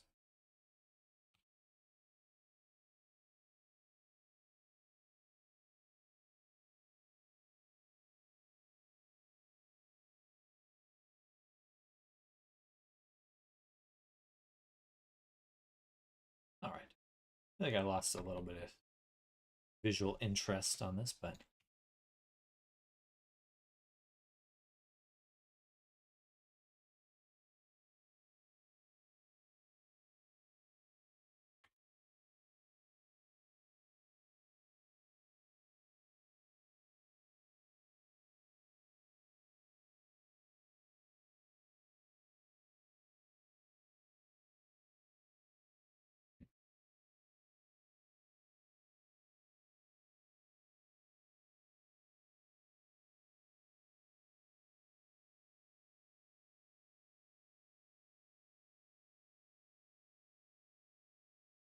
Right about there.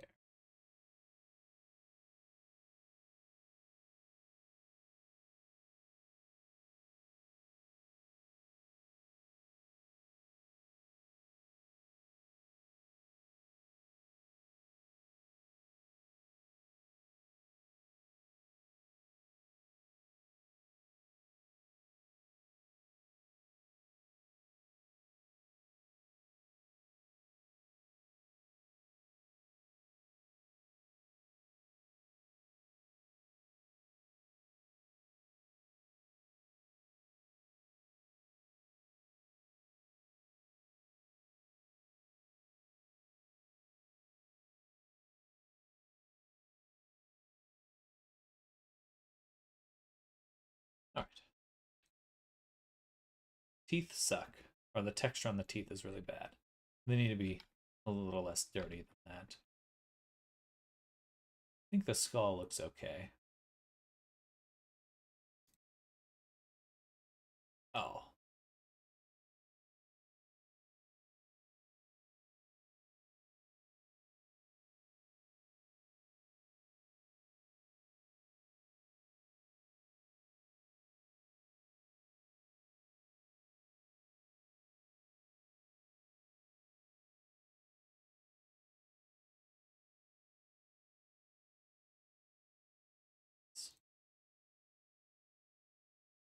All right. I enjoy that. Go back to Painter really quick. I'm going to take the dirt and move it below the teeth. Then I'm going to take the teeth themselves, the grooves, turn up that blur a little bit.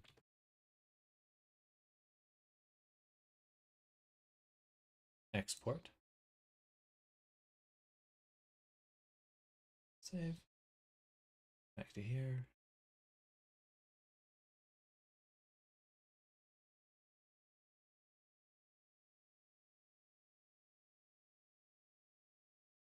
Should leave this on unrendered. All right. Yeah, whatever. I'll mess around with it more later. Cool. We got a skull though. And now,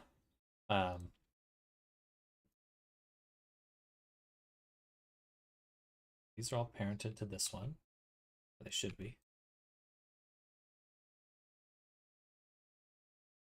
And these should all be parented to this one. Nom nom nom nom.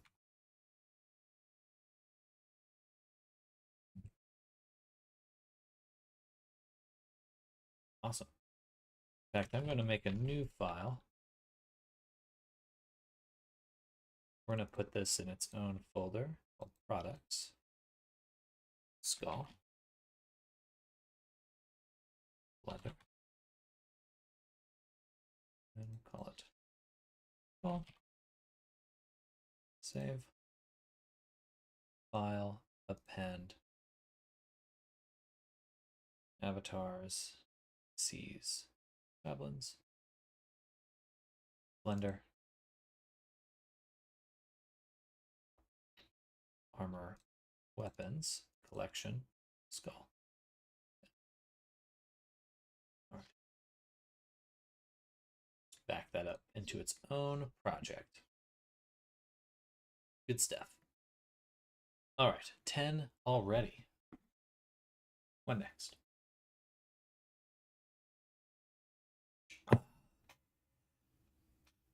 Whoa!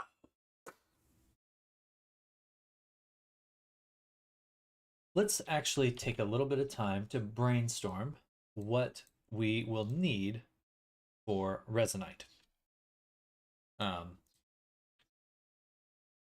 Excuse me.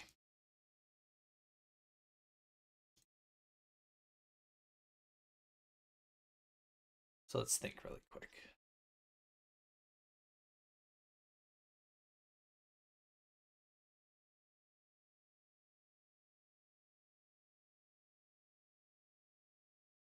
We'll say testing log.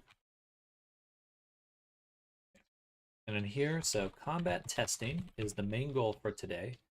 We would want some way to initiative tracker. We want a health would be good. We want bring in PDFs. We want to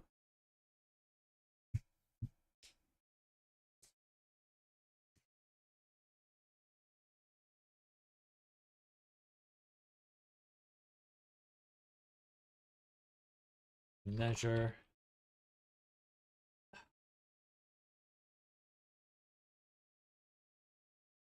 we need some way to measure distances.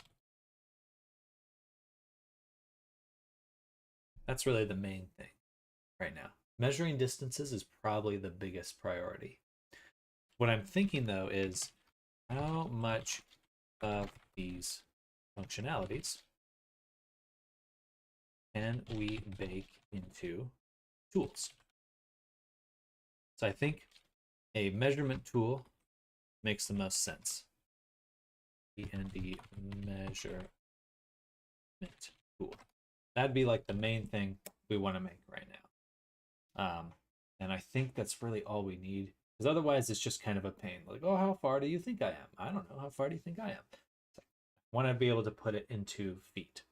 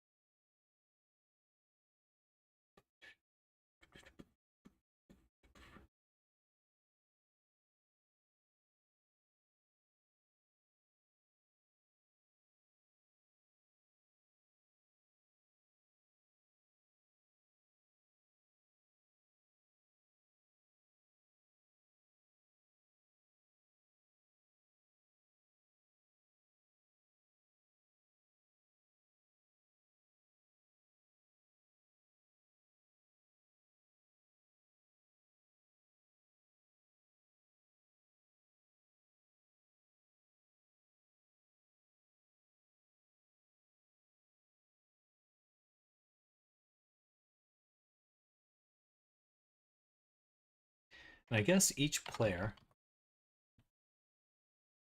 would be like a class tool, right? Each class would have its own set of tools that can do certain things. But I think for now we would want just like a low-level base class tool. So generic spell, generic teleport, generic, just some very simple features.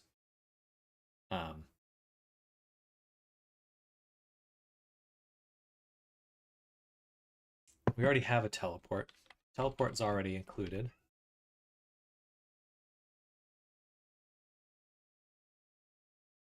In the base class. Base set of Resonite tools. That's just in your standard wheel menu. So that's fine.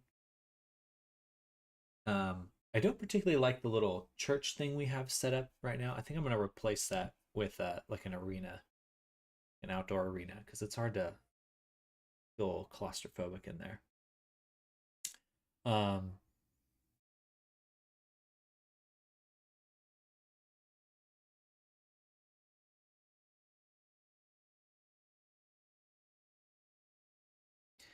Initiative tracker, health, and PDFs. Generic summon. Sorry, I'm just stuck for spawning things and the find familiar spell. No, that's a great idea. Yeah, how to spawn things in.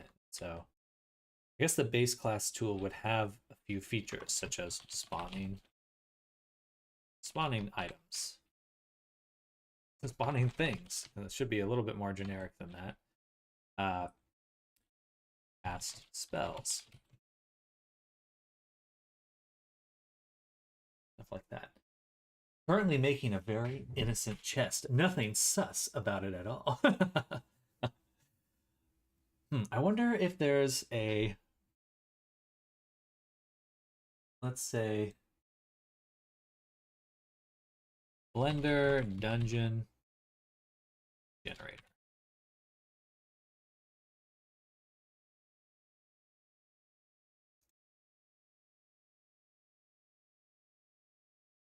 interesting.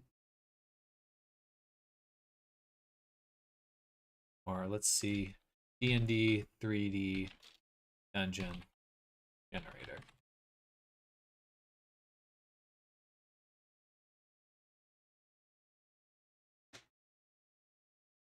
I don't really want a paid tool. Yeah, we'll worry about that some other time. Mimic boy!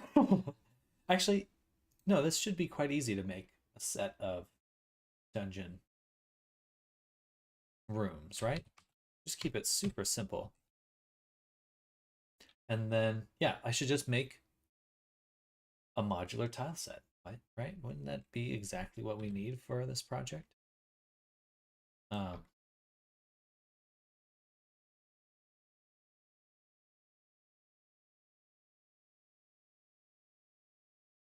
Keep it out of products right now.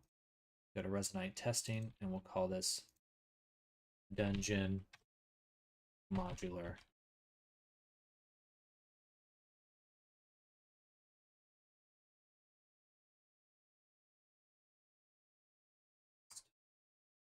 One. Save. Could ritual spells be their own kind of minigame? Not a literal 10-minute casting, but like you go through a series of steps to make it happen. Maybe one of those steps determines which animal you spawn. IDK, I'm spitballing for future flavor. And it'll be interesting to see, because D&D sits at this intersection between like making up things, making up rules, and how much do you want. And then, but it's in a video game, and video games usually come from the direction of everything has to be hard coded. So I'm trying to see what's the balance between like how much would you want to make as a rule set. Hello, Kai, welcome. Now, what should be a rule, like a virtual physical rule for the world, versus what should be a sorry, Lux is making me laugh. Just something you determine between yourselves and the players. Like, you know, you could do like rolling. You could just boil it down to roll a dice and see what happens, right?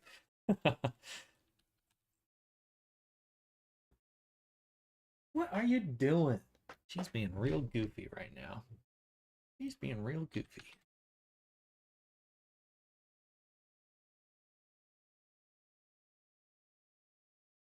All right, so here's a 5 foot by 5 foot square.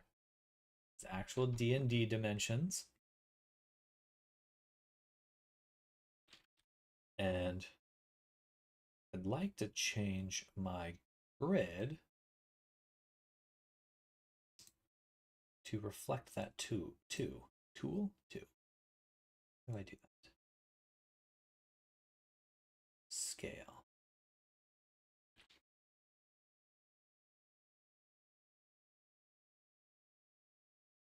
Let's see. 2 meters, 2 feet.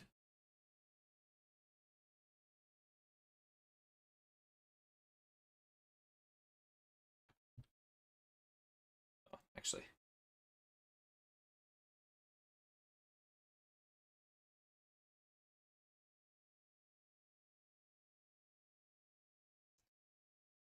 Oh, it'd be this number. Sorry. 2.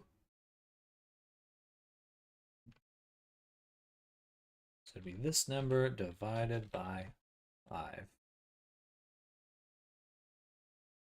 1.3123. Copy this.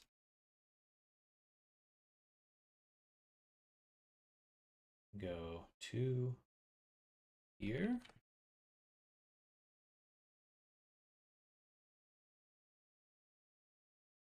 Should have been the other way.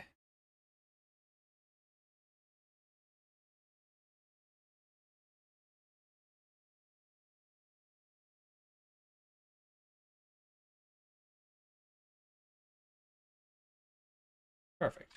All right.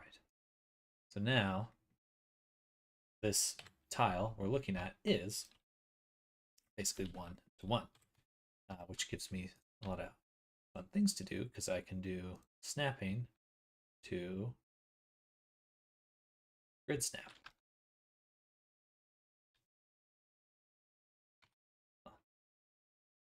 it's on. There we go. All right, now I can feel really confident that I'm making something. Only D&D I watch is Roll for Sandwich. Is that a real, real one?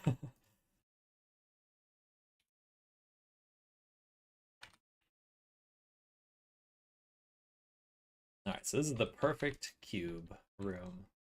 Cube room. Cube room.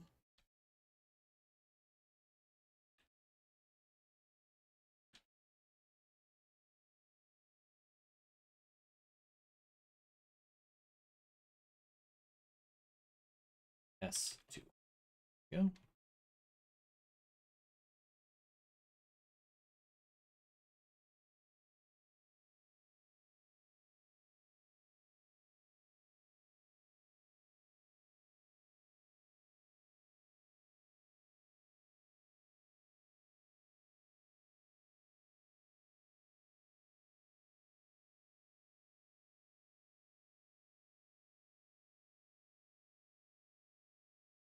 Okay, cool.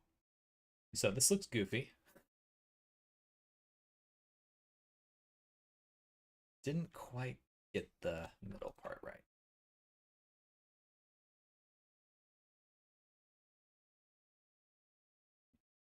Should have been like this. All right.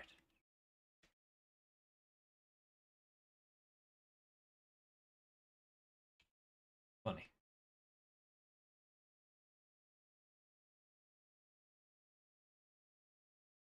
So we'll just make some really simple dungeons.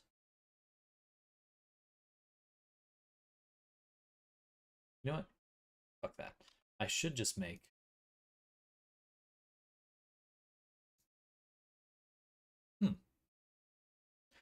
Oh, I didn't know that. The size of an object in this is determined by the grid size? It's super cool, actually.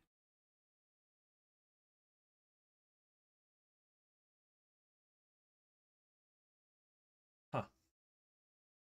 That's really awesome. Hmm. Hmm. That's pretty cool.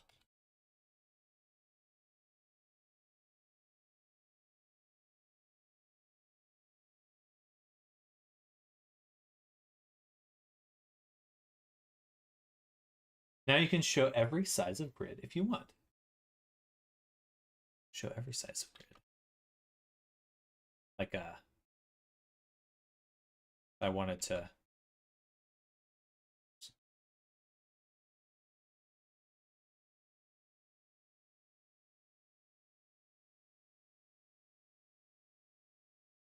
that's good. And then we'll take these and say face extrude individuals. Point to S and extrude up a little ways. This is basically what I have in my space, but now these are actually working. Cool. This is super cool. I like that. But I think we should lower this just a little.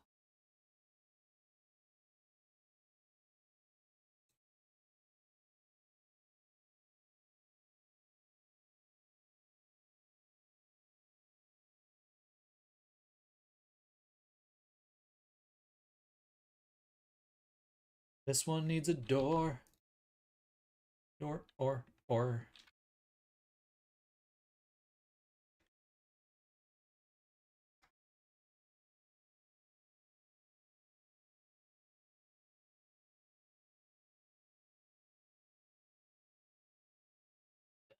Hello, Wendy. Welcome. Hello, hello.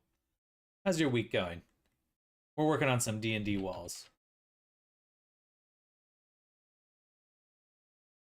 Making some modular stuff.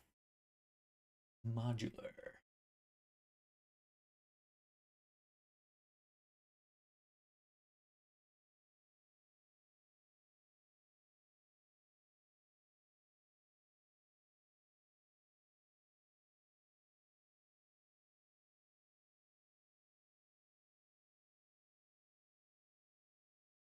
Bridge. Like, tiles. These will be our test tiles for D&D stuff.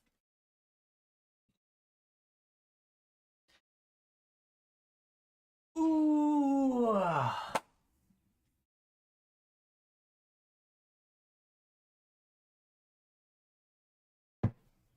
What are you doing? What are you doing? You want to say hi? You want to say hi? Oh, she does. She does. Hello. Oh, wheezy kitty. I'm just a wheezy kitty cat. Just a wheezy kitty cat. Let's see.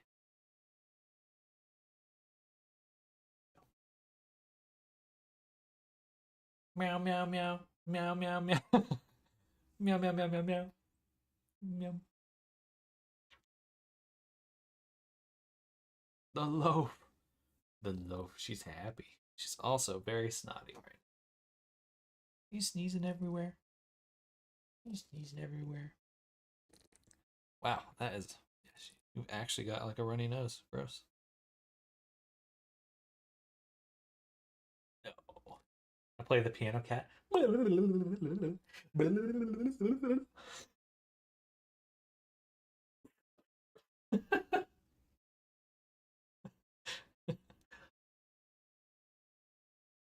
Maybe. She could be allergic to herself.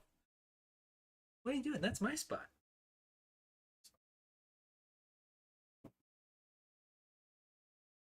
My spot. Come here.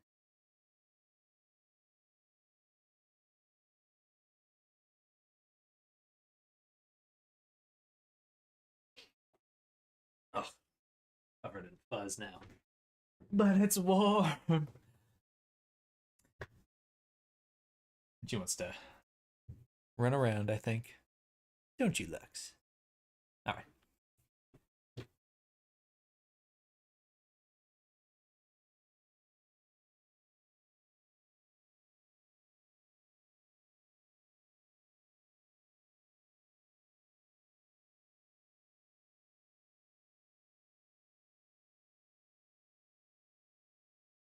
Yeah. She's yelling at me now. Just have a rant. I'm just going to do a ramp for right now. I feel like... Yeah, I feel like that's the right call.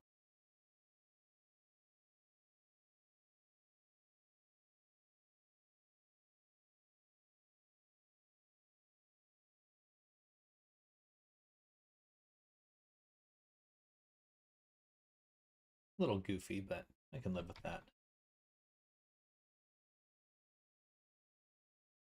And actually, let's duplicate, set this back.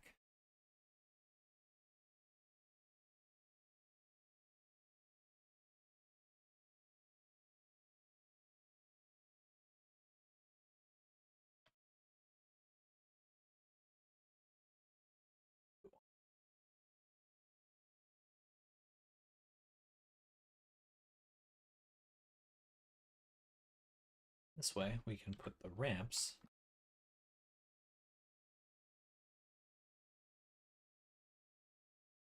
up to it. Definitely going to be some intersection. Eventually, I'll turn those into stairs. But this should be enough to build some interesting locations, I think. And everything we know is sized properly.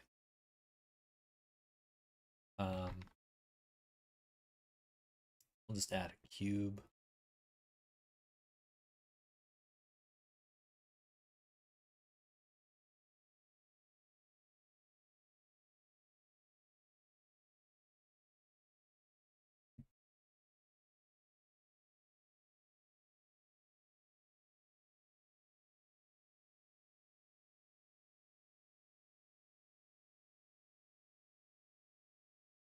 There's a column.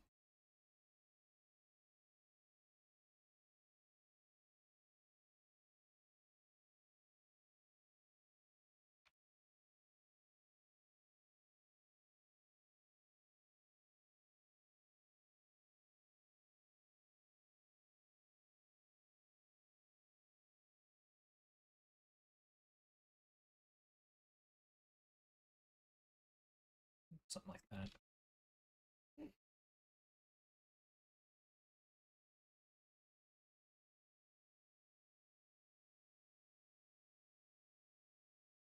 Alrighty.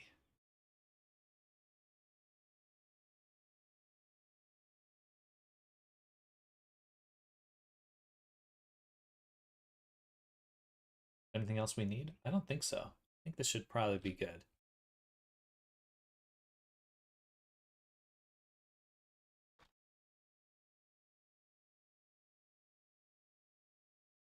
I don't want any roofs for now.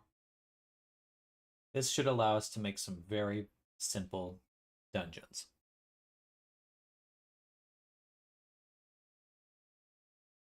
And we'll develop it more as time goes on.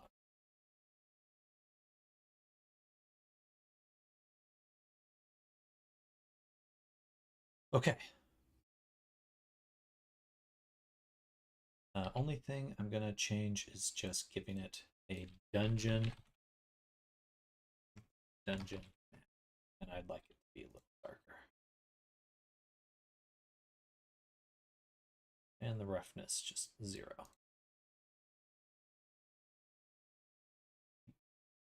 All right, cool. So now we can go to Resonite. We'll make a new world, drop all this stuff into the world, and start planning out a combat session. Because we've got players, we've got weapons, we've got, yeah, that should be pretty much it. Okay. Excuse me.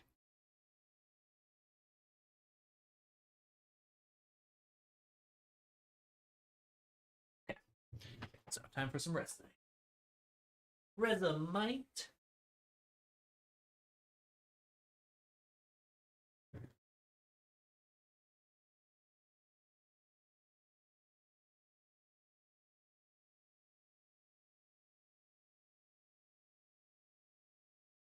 I'll probably be standing up a bunch.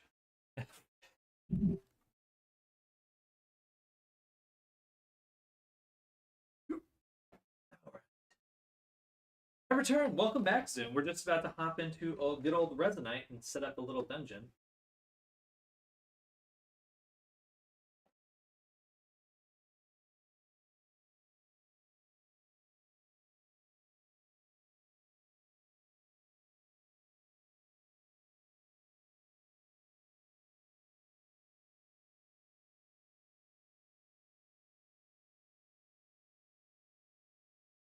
Is this going to be like those maps where you use pre-made squares to make the layout of a dungeon?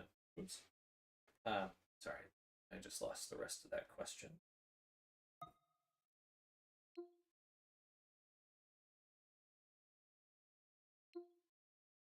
Will there be ways to have traps on top of these, or will traps have their own squares? Even right now, there's probably ways to make traps pretty easily. I would say. The cool thing about Resonite is that you can make assets in the game while you're in there. So I think it'd be pretty easy to, even if there is nothing there to start with, to say like, oh, roll for this, and then like edit the map to reflect the trap or explosion or spell or something like that. I thought I turned down the sound. Let me know if the sound is too loud.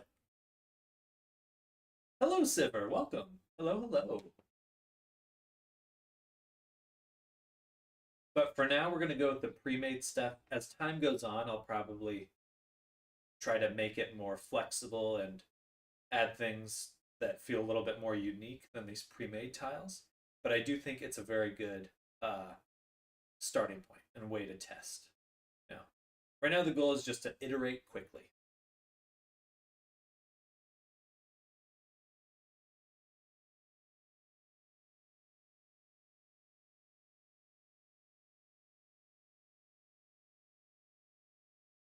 We're doing well. We're doing really well. Thank you for asking, Sibber. I hope you're doing good this nice Friday.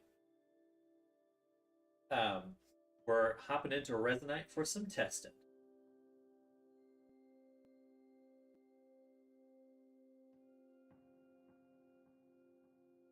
Oh, my nose is so itchy.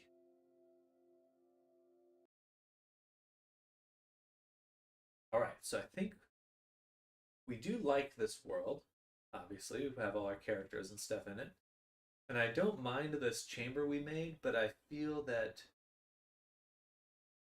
it's a little dimly lit. I'd love something a little bigger. So we're going to make a new world.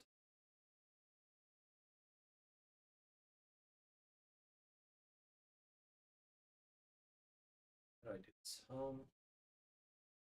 Create new world. I think it's that button.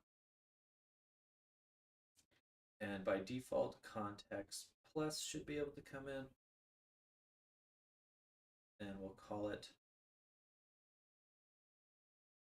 S D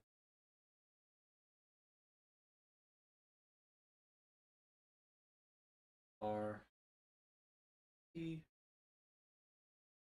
testing. Right. Blah blah blah blah blah. Port, whatever that means. Context. Unsafe mode. I don't know what that means. Mobile friendly? Would that mean it'd run faster?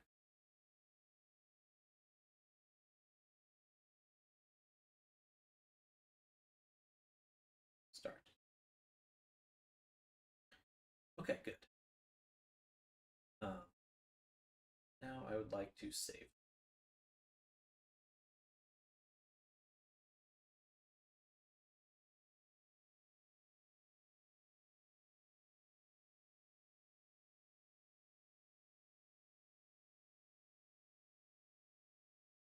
Do I add this to my inventory?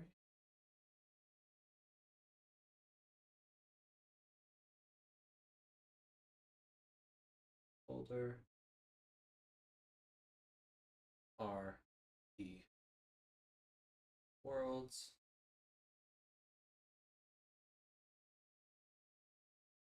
Create and save.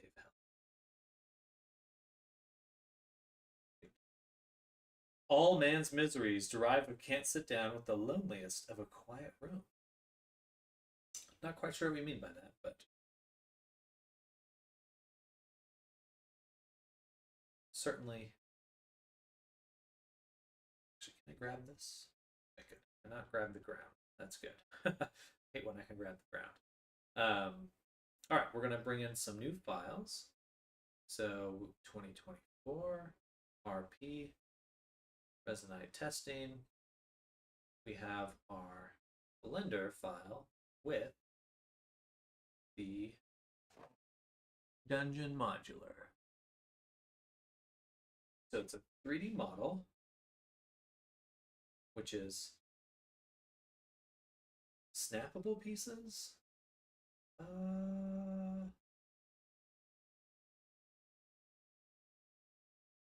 Regular. Don't want it to be snappable yet. I don't want it to add anything I don't understand. Let's say make dual shaded, dual sided, and place assets at origin. Do not allow me to scale them, only grabbable.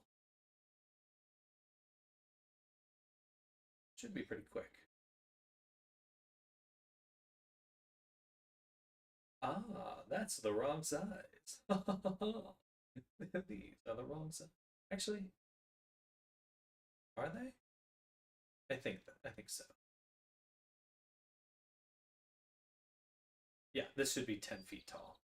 This should be 10 feet tall, so that's clearly the wrong size. All right, well, get out our tool. So, inventory, Resonite.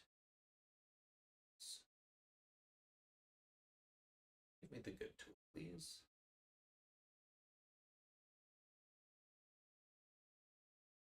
Loading. Okay, so take these, open inspector, up to the top, take this object and delete it. Okay,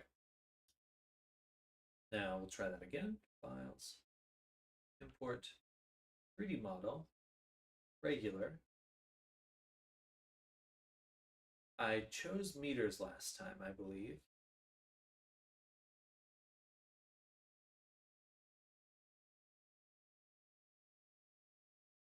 Scale.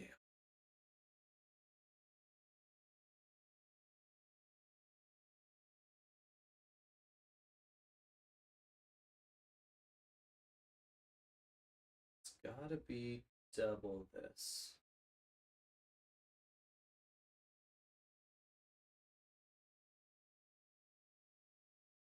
Maybe. Okay, only I did go here to say hello there. Bye bye, Cyber. Thank you for hanging out. Thank you for coming by. Hope you're having a great day. Oh, my. It's lagging. Okay, I think this is correct now. Let's that. Check. So, is this 10 feet tall? I think that's 10 feet tall. Not 100% sure, but it is certainly close enough now. Is this 5 feet? That seems right. Okay. This guy's inside out.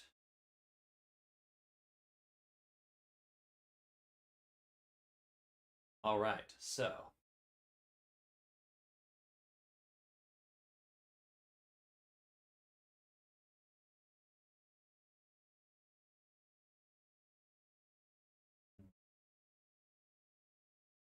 one more time, I'm gonna try bringing it in. 3D model. And separatable with snappable pieces. I don't think I want them snappable.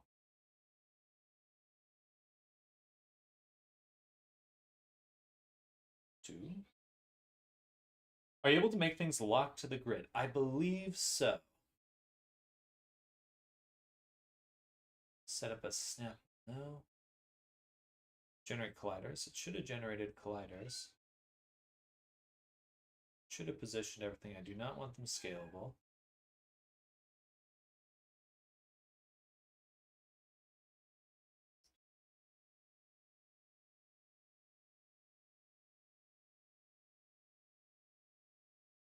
Snappable.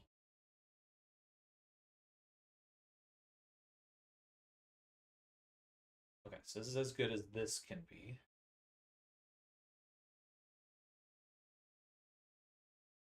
Then before I move it at all, I'd like to open the inspector, go to the top parent, and view what this says. Position. I would like it to not be at 0. That would be my preference. Or, sorry, to not be below 0. And it should have a collider. Some sort. But why not? So let's look at one of these pieces. That one. Mesh collider. No collision. Well, that would do it. Static. So I'm assuming that worked.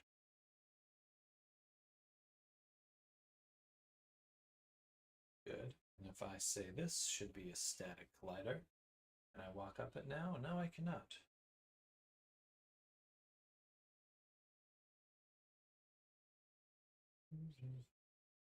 Character collider. There we go. All right.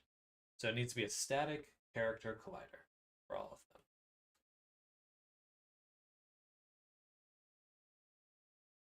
Static. Static.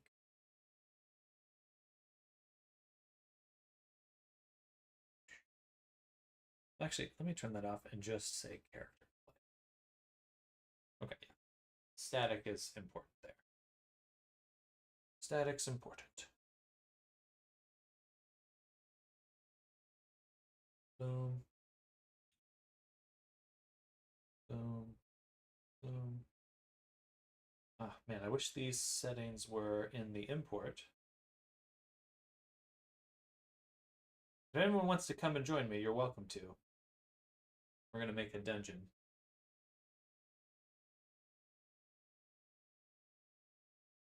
Okay, so now all of these should prevent my movement. Bonk, Bonk. And I can still fit under the door frame. Good. Good.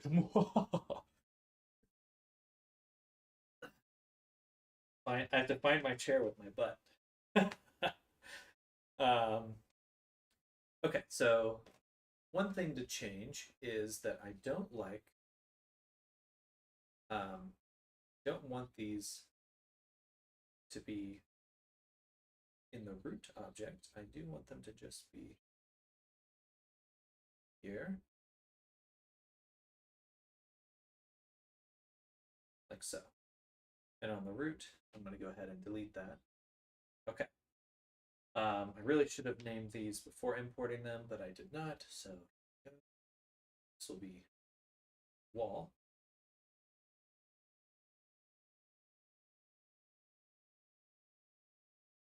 And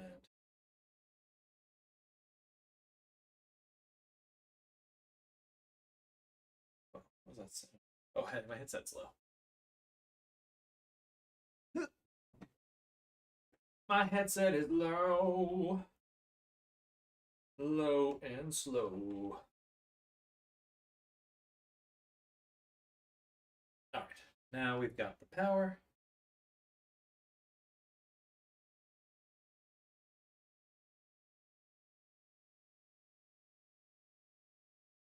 Yeah, I don't like that I'm able to move all of them. That's no good. So I'm going to say that they're no longer grabbable. Okay, which is good. Because now I have to select these pieces one at a time. And if I want to edit them, I'll have to use these, which I think is more useful. Snapping. So that way, there should be some sort of snappable component. Oh, actually, before I do anything else, context. I should have gotten, there we go. So, good stuff. Oh, good stuff, yes. Yes. Snapping. So, snap grid. Snap grid. Grid size 0.05 by 0.05 by 0.05. So that's the grid.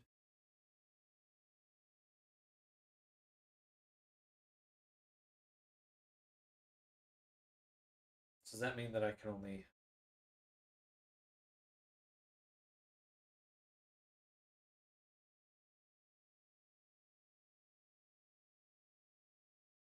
so that's the whole grid size there.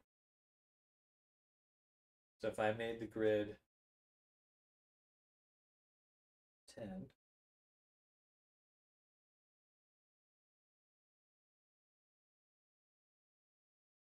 10, I should be able to move this. No. That doesn't do much. Grid size. Bound size, so it must be this.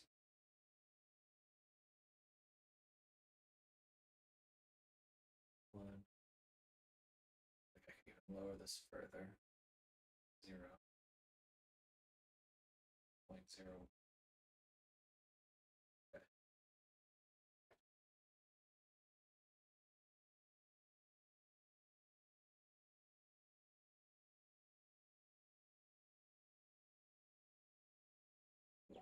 It's rough.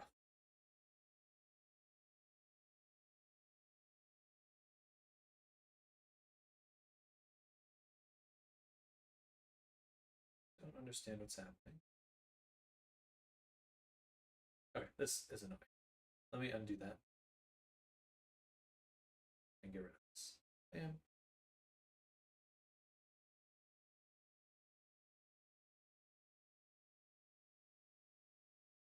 That's got so much shit on it.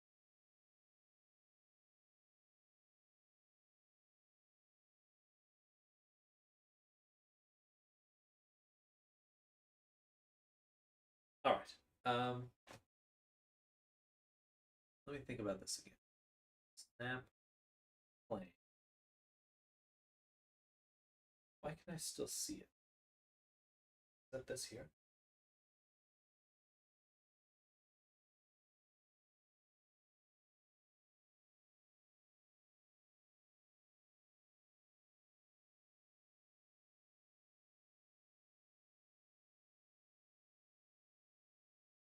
A little confusing.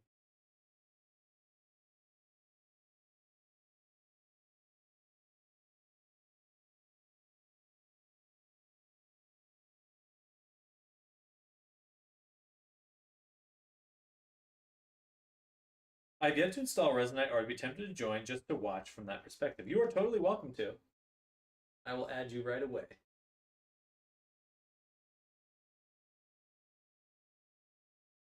Yeah, these need to be renamed. Much as I should have done this beforehand, we can do it right now. Shift, ramp. This one is the cube. Or 4 by 4 by 1, right?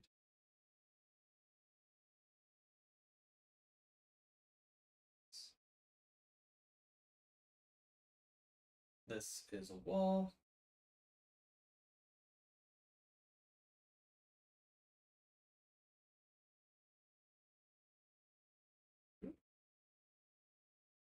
Wall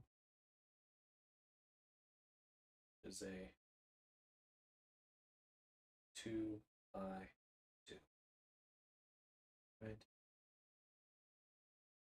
Wall, door, 2 by 2. Enter. Boyfriend has worked from home today. Anyway, I will avoid distracting him. Well, nice to spend time at home with everyone. Okay. And then floor.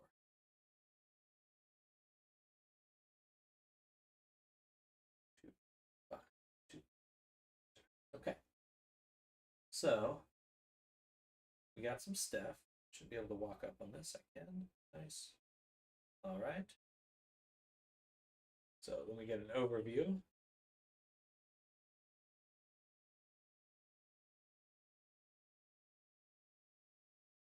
Okay, so I still would like to figure out how this is actually working. So we're going to take the floor here, and I'm just going to duplicate it, and we're going to work on this one by itself. So move it over here.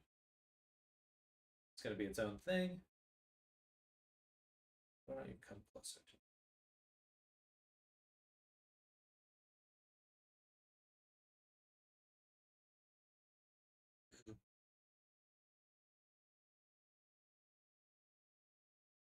Go right there. All right. So when we say that this should be on a snap point, what does that mean?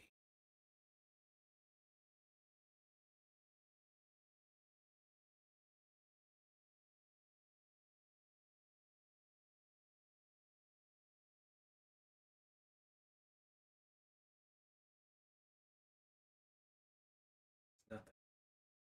Okay. Still working on my Minecraft model texture anyway. I should really try to finish it this week. And I would love to see what you end up making.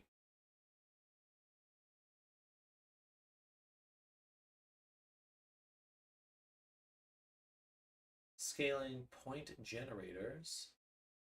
Interesting.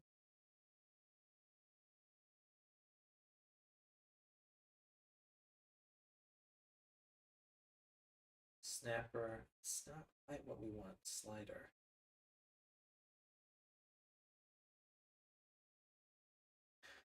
Still not quite there.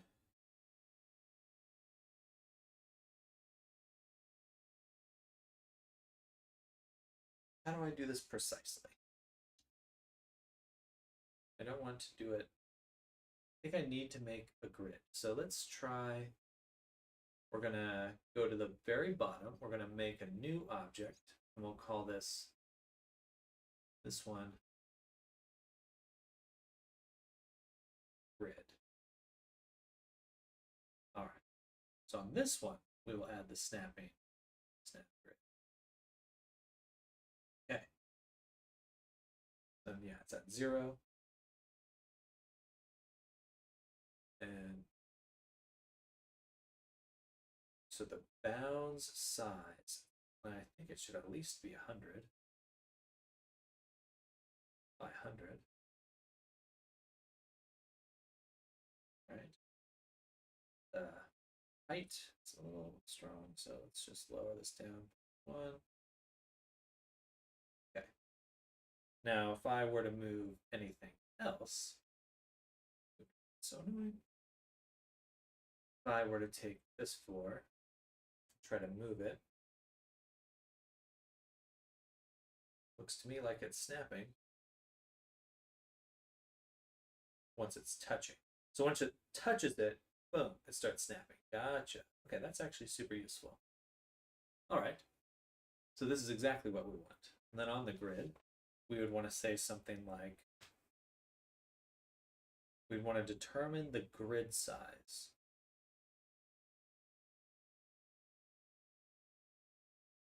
And the grid size we should have a point every 5 feet, right? So what is 5 feet in meters again? What is 5 feet in meters? I closed that already, so let me go back here.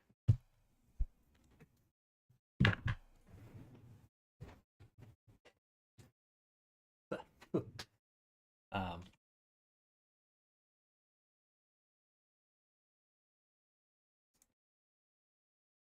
5 feet in meters. 1.524. Yeah, it's actually pretty solid number. What was it again though? 1.524. 1.524.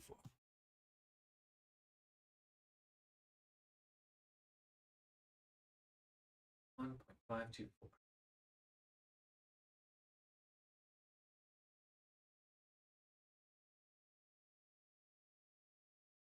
Two.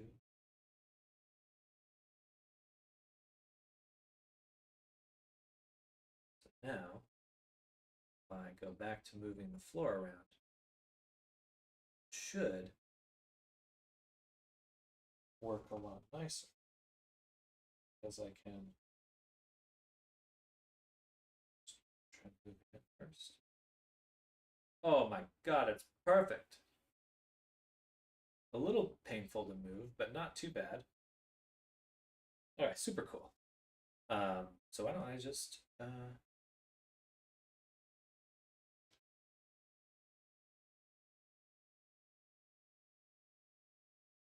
I have to select them first? There was a duplicate.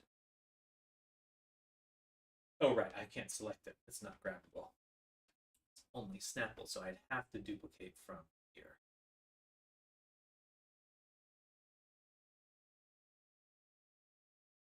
But that's awesome. That's actually super cool. All right, then now we can start building. So a wall 2 by 2. Duplicate, please. And I'm going to turn on fly. Bonk.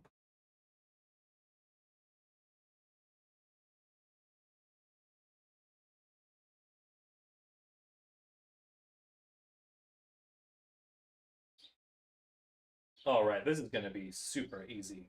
I hope you all can see how easy this is actually going to be. Wow, fucking love Resonite. Holy shit. Give me this inspector window. So yeah, if we just do kind of a flying view and duplicate them as we need them.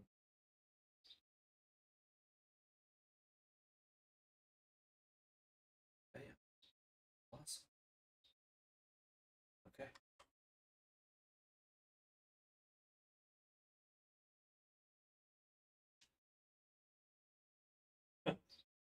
That proved to be so much simpler than I expected. Now, if I want to turn off the grid, or not the snapping of the grid. Actually, I probably will want to turn off the grid snapping eventually. But I mostly want to turn off this visualizer. There we go. Okay. Because that's really bright.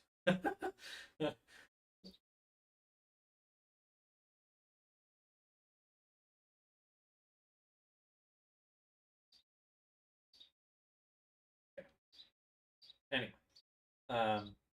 very obviously there's a little gap there, but I don't care. Okay, let's think about what we're going to be doing here.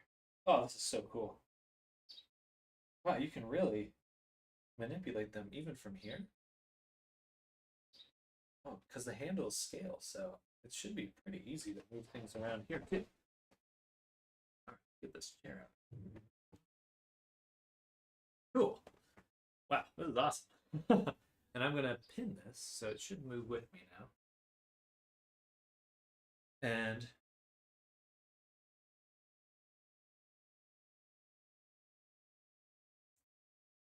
cool. So floor, duplicate, and then just move it around.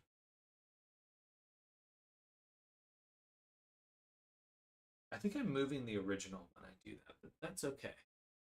It actually works out a little better. It's more like a stamp. Yeah. Boom. Cool.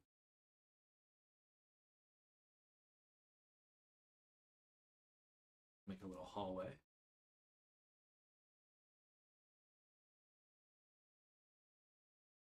Go right here, so I have a little quicker access.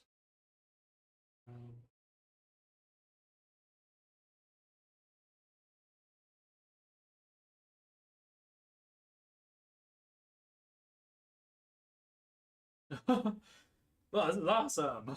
I'm so pleased. Is it floating here? No, it's just some visual artifact. Okay, and then let me grab one of these walls, duplicate, duplicate. Should be right here. I'll have to rotate it 90 degrees.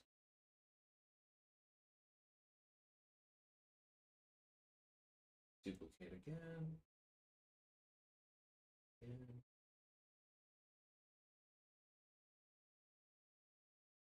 And I messed up on that last one. This one here.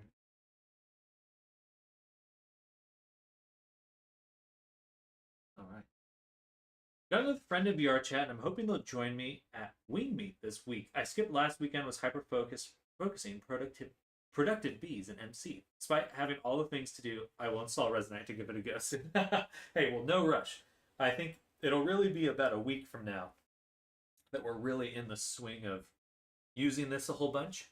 But I certainly want to be doing more stuff in here so people can come and hang out with me. Again, anyone out there, if you want to come and hang out while I'm making this stuff, please feel free. Or help me make some rooms and stuff.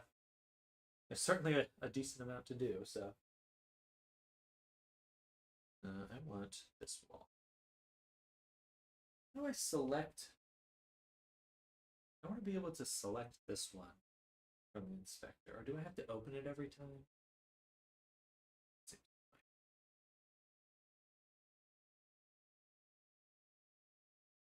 Or can I duplicate from here? No. Oh, wait. Wait, I just saw it. Unquit.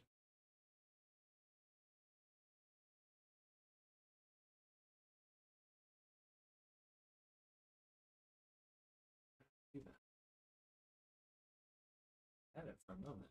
There we go. Duplicate. What am I duplicating? I'm probably duplicating what I have. Yes. Okay. Never mind. All right. Soon.tm.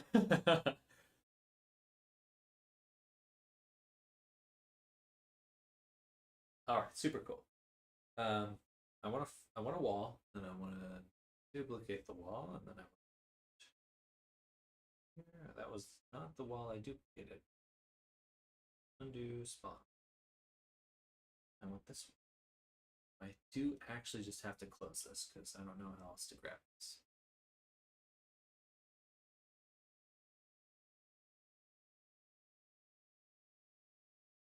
All right, duplicado. Duplicado. Doopy doopy.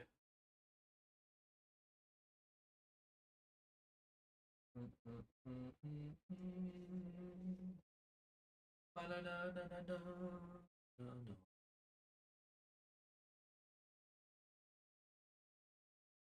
Cool.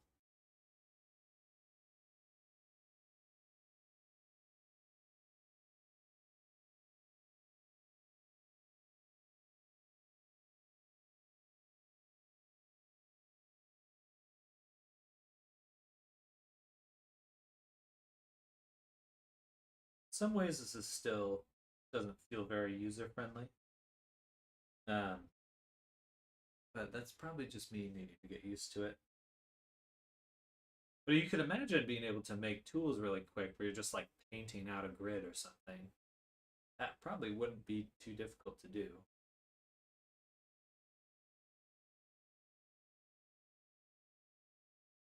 Cool, and now I'm in a dungeon. Nice. Fuck yeah. Fuck yeah. Line. And the cool part is for the grid, the cool part is this grid is for the first floor.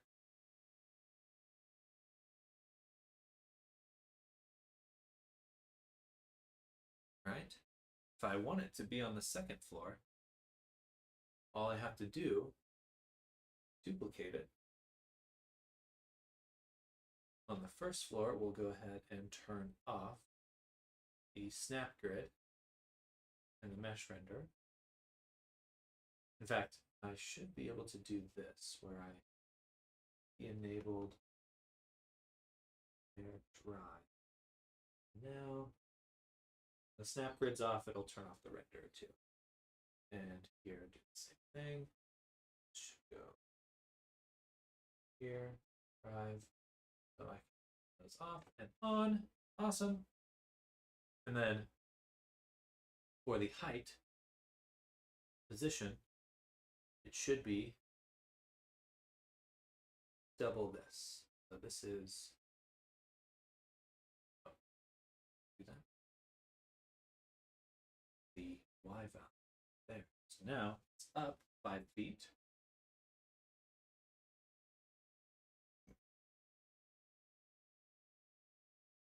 Which is cool.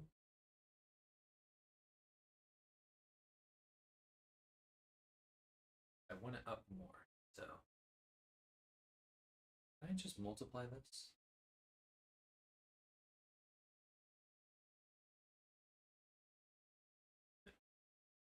That's a bummer, but 2 or 3.048. 3.0. It's a little hard to see through, but it is now at that height. So let's say that I wanted to take one of the walls or the floors, say, and duplicate. And then I wanted to move it up till it snaps. And that's a good way to make the floors as well. Cool. Fuck yeah. Wow. I didn't expect this to be quite as easy as this, and it just gives me a lot of hope for doing this. So the mesh render here on the grid is really strong. Let's see. Turn this down.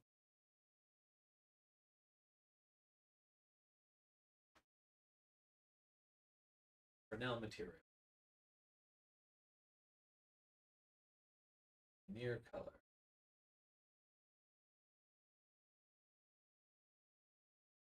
Gotcha. So I actually want to adjust the far color.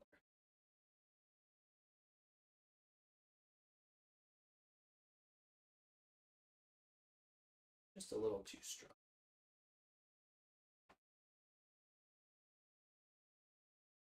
All right.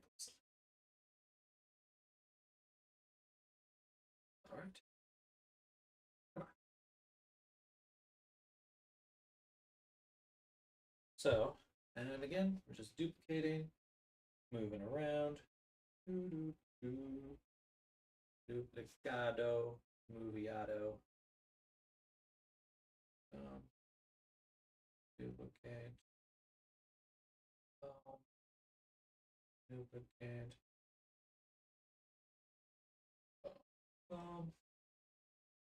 So cool.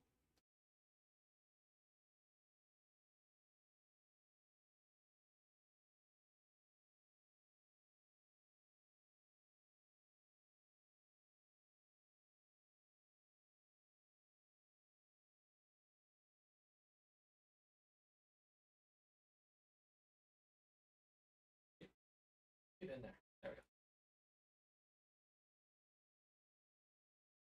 All right, 10 feet feels about the right height for like a small dungeon. Oh, this is gonna be cool, guys. I'm so excited. Fuck yeah. All right, let's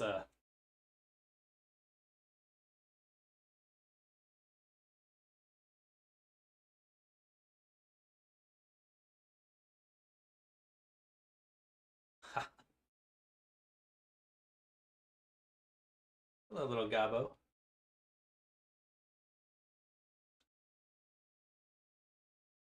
You can be right here. How about that?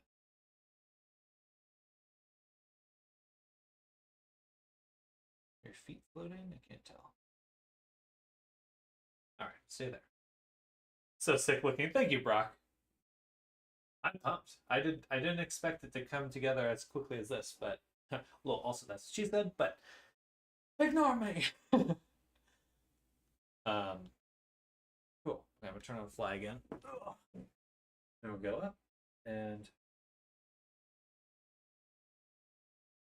grab my tool. Interesting.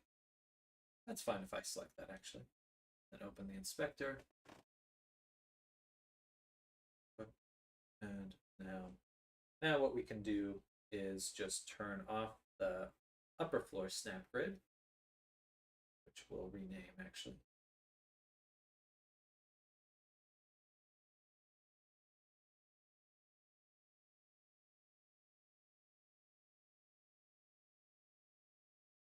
Floor. Cool. And then we go to first grid, turn that back on, and adjust the material because it does not look good. Or actually, take this, and I would like to go to the mesh render. Here, take this, drive this.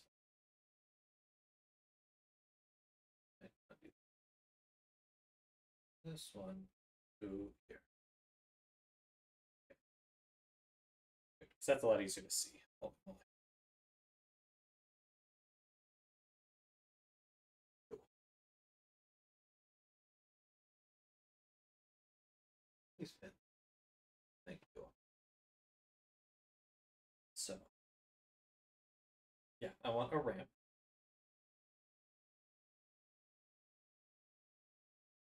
Oh, interesting. I want a ramp. This ramp.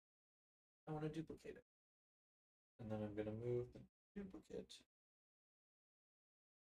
around. And we'll put it over here, I think. Let's say that this one goes upstairs. I'd like it upstairs. Right. Let's say that's the entrance to this cave or whatever.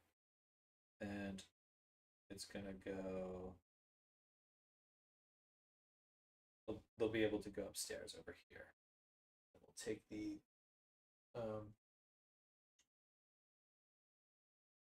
that doesn't really matter.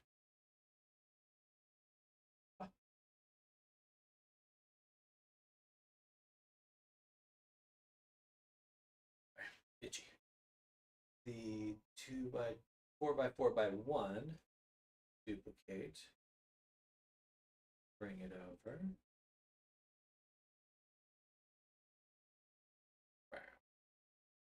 And then take the ramp. Interesting.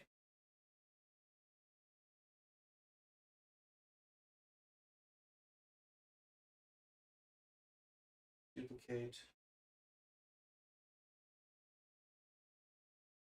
1.524. Wow, I'm going to have to memorize that value. 1.524.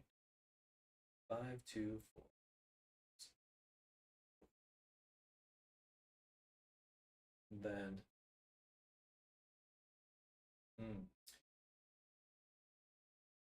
I guess we'll duplicate this.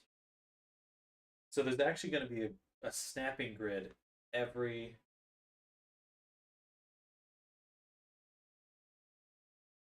few feet. So this will be grid floor.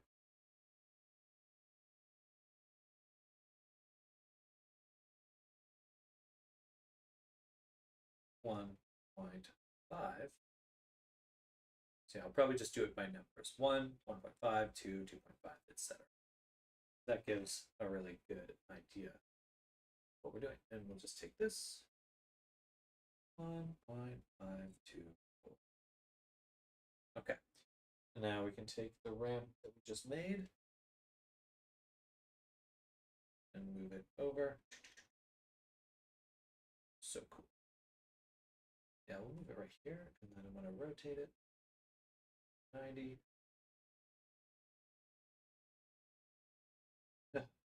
Oh. 180, I guess.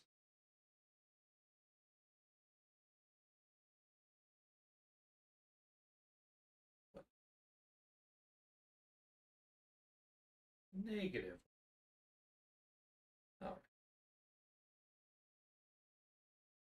Cool. Then our 4x4x1, that is right here, we'll duplicate again. And we should be able to snap it. Oh, that's so cool. I can just leave all the snapping layers on, and it works fine.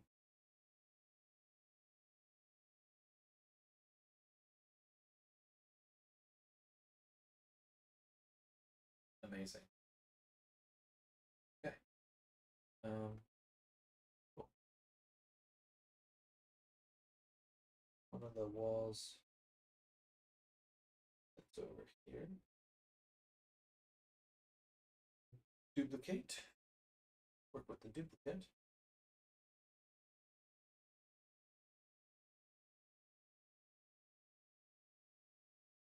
Come on.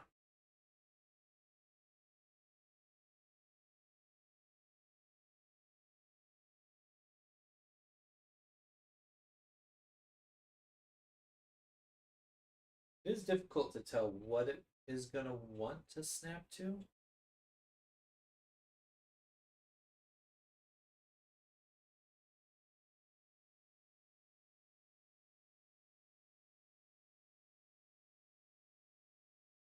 That was so fast. Okay. Now, can I also select, do multiple selections?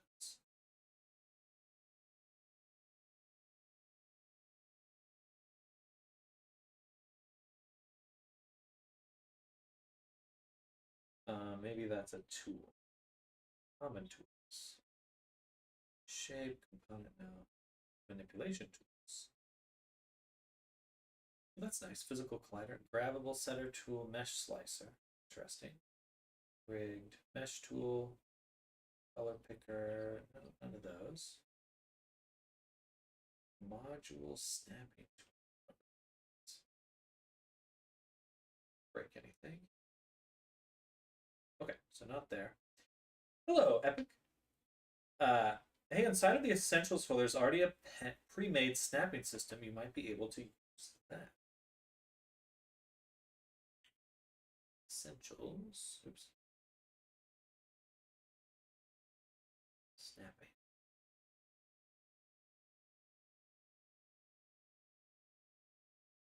I think that's probably one I just looked at, I would assume.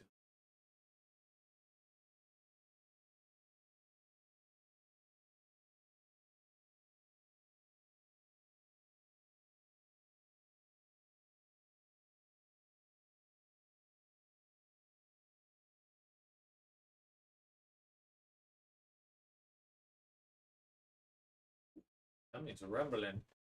My tummy's a rumbling. The sun gun. Module snapping tool. I'm guessing that's it. I don't really know. Oops, I just spawned a blow dryer.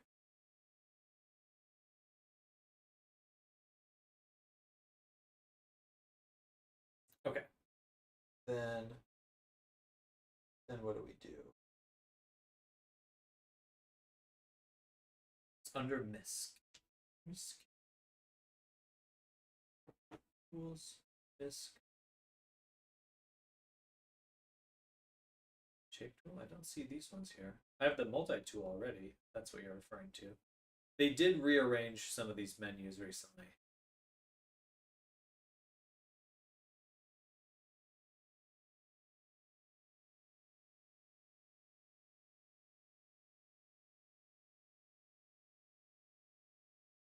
Interesting.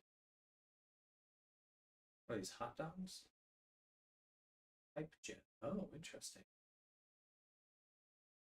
It's a pipe generator.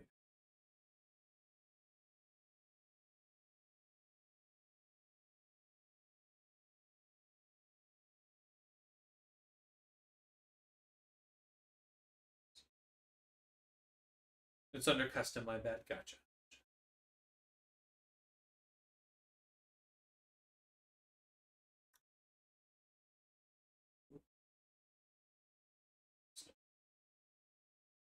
This one here, module snapping.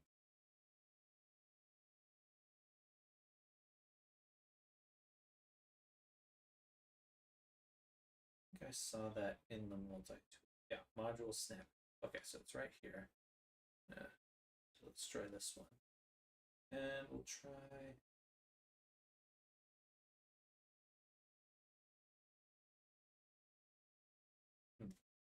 Oh, right. I don't have grabbing on.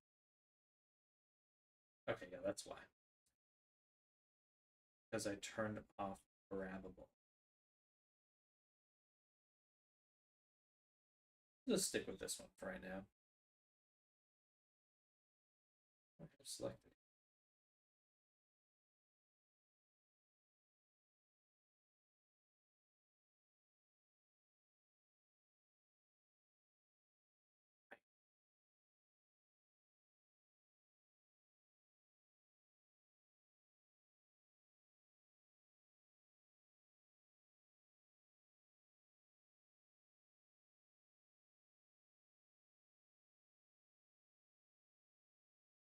Select.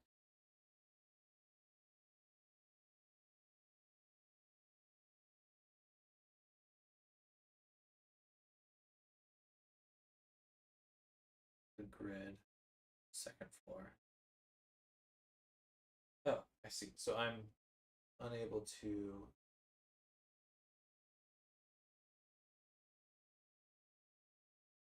The mesh. There's a collider in here that's not what I want. Box collider. Okay, so with SnapGrid, I want to do the same thing. I want to drive this value with the SnapGrid. Okay, perfect. So now when I turn that off, it'll turn off those ones as well. Go into Resonite Central's assets, Dawn modular sets. I've messed with those before. I'm more interested in. I want to make sure I'm getting assets that are fitting the D&D measurements. For now.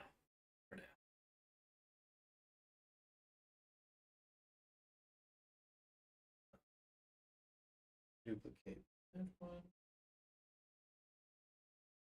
Oh. Undo.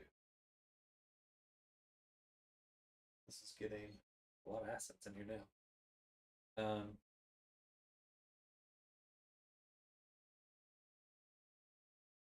One thing I don't like is I can't select Apparently I can't select this object when I have an inspector open.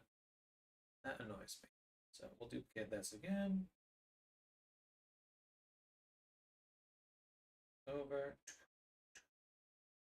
Like so. I was talking about the assets themselves, but they use snapping points to integrate the snapping system I'm talking about can be adapted for this project. Gotcha. I think I have what I'm looking for at the moment, but I will take a look down the line.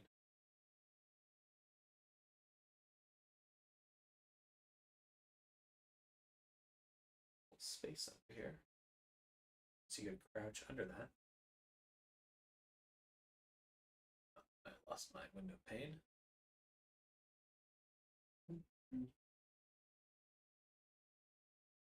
And you can be pinned right there. All right. Now, duplicate.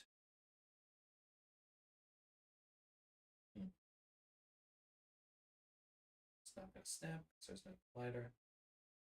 Boom. All right, I think that's fine.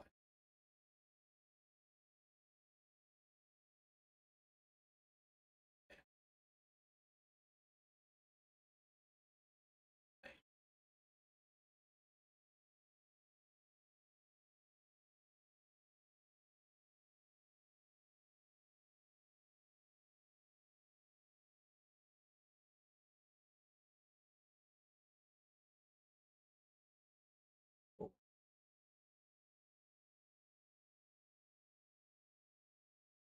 So I guess we're going to make a really big chamber.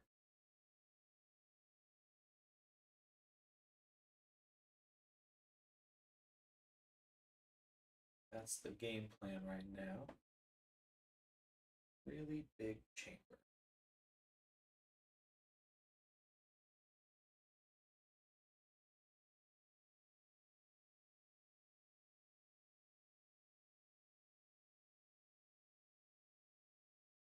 Oh, that's what I wanted.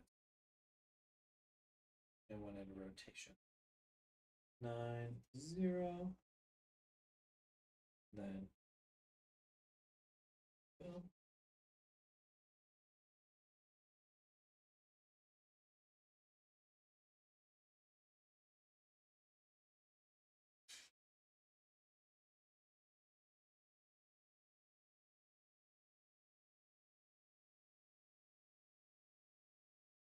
All right.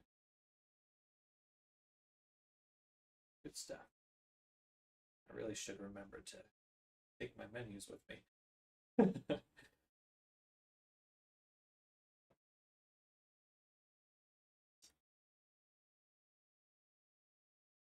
See, I wish there was a duplicate right here.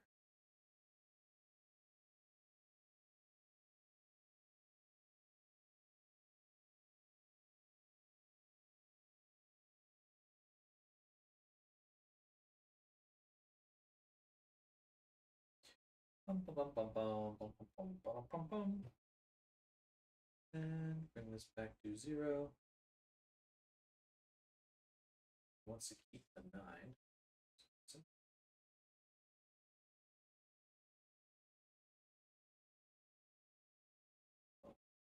So while I'm grabbing this, do I have the option to...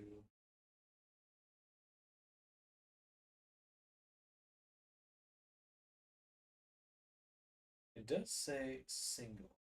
Is that multi? Single. Ah, okay. So now I can grab more than...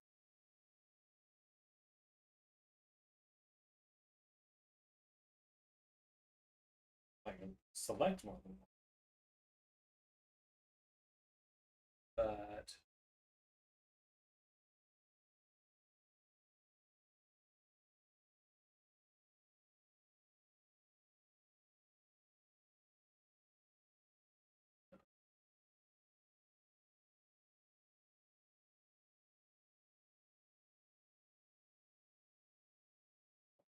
there's got to be a way to do that, but I'm not sure what it is yet.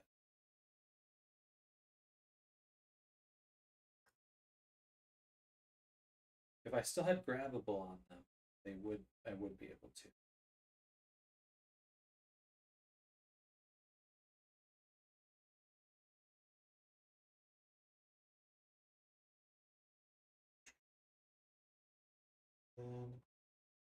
Why can't I select that? Hello, Sky. Welcome. Hello, hello. We're making a D&D dungeon. What was that, huh? We've made some modular assets, and now we're just snapping them together. It's working pretty well. I'm quite excited. We've figured out a lot of good stuff already. Very good stuff. I want to select this one in the hierarchy, but I can't.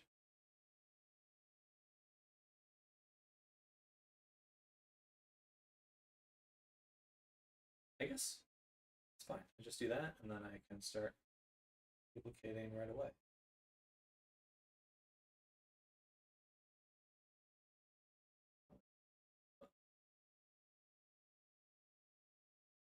That's easy. And then if I duplicate, and we go here, and I put in 90, bam, and then I move it over here, duplicate.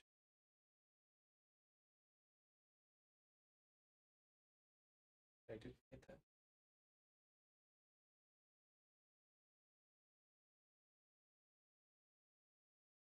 Yep.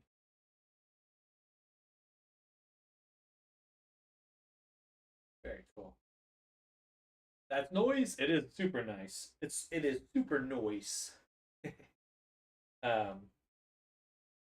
go here,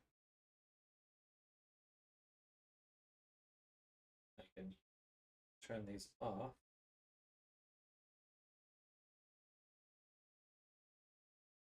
In fact, I'm going to make a. I'm going to take this, make a object above.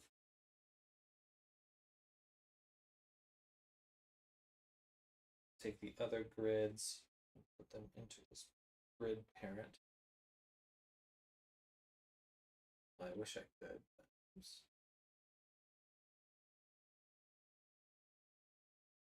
How do I move this to the top?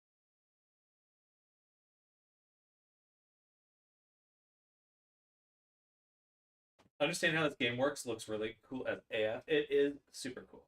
It's very the most fully featured game I can think of.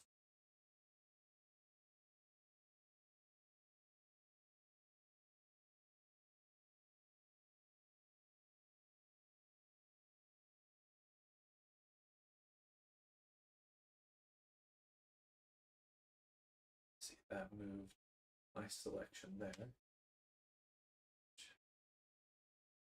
Useless. Oh, I know what I can do. I can go up to the top.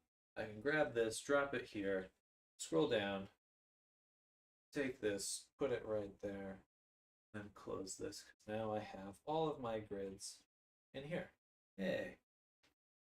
And then I can turn them off.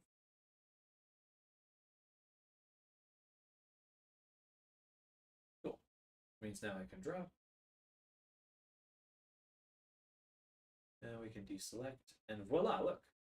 I'm in my dungeon that I just made. It's a little hard to see, but got a little path over here.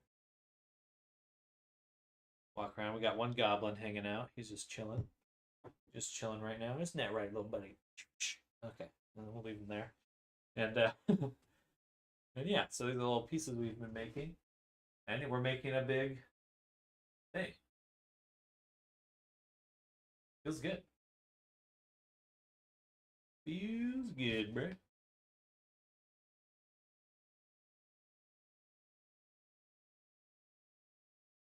Up here.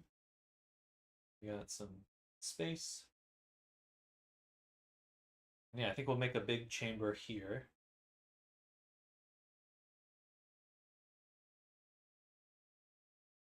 It'd still probably be faster to do all of this in Blender at the moment until I have like a few people helping me out, I think.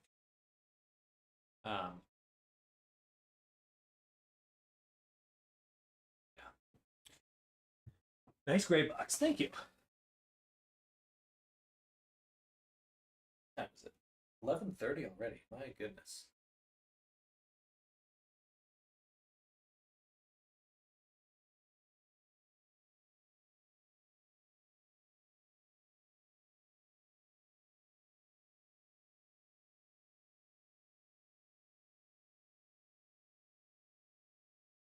I don't know. I'm super stoked though. I think oh wait. Why would I need multiple grids? That's actually useless. I should have just taken grid. Yeah, I can delete all of these because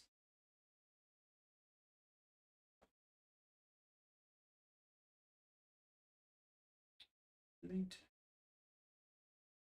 delete, and we'll just call this grid 5. Enter. And I can just change the bounds. Also be 100.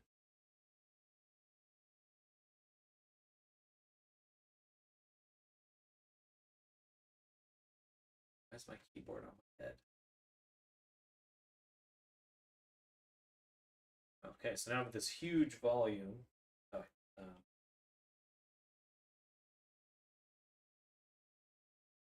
which it's always going to select first, apparently. Don't like that. Interesting. Okay. That actually worked a lot worse than I thought.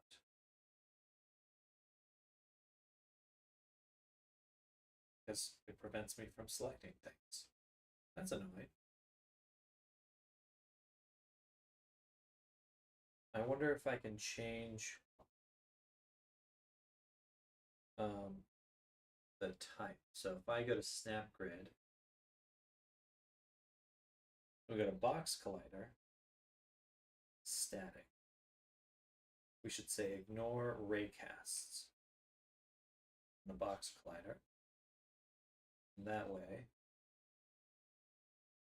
I can make this really big and still select these items. And we can get rid of this one. Okay. Good shit. But yeah. So now we have this huge grid. Deselect it, but I can. I'm gonna drop it back into here. They need some options to be able to reparent these things. Yeah, it's gonna be faster in Blender if you want to adjust like your level design, right? In a sense, I think that it will behoove me to be able to make sets in Resonite immediately. Like, if there's an area, like I'm in a game, and like, let's say they bust out one of the walls, it's like, oh, give me a few seconds. I'm gonna update the level, and we're gonna change the map to reflect that change. I think that's only possible if you're working in Resonite. If in order to do it in real time at least. Like I could literally be like, oh shit, you break that wall, you actually break that wall. Boom. I hope and then boom, destroy. Selected. Boom, and then well, there's a ramp right there, but you see what I mean. I think like that kind of stuff will be super cool in a game where I'm actually adapting the map to reflect player actions and events. That's a hope, at least. But now that I've done that with the grid, and I turn on the snap grid, then we can't see it because it's so huge, but when I move stuff, it should still snap. Perfect. That's amazing, honestly. That is amazing. Like, I need a room this size to generate the room. Could make a generator. I think that's all possible both in Blender and in Resonite as well. Be able to do a room generator. super quickly.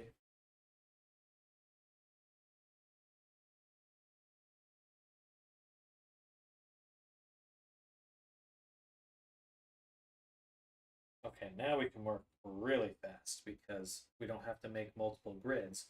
We can just make one grid. Still want to be able to duplicate selected. If I turn on, I've made this grabbable. Could I do that? Yeah, it doesn't matter if it's grabbable because it's still going to snap. So that's in transform, interaction, grabbable.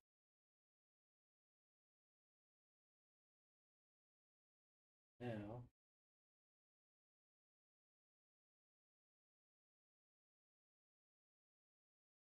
still can't grab it. Static. There we go. Oh, it's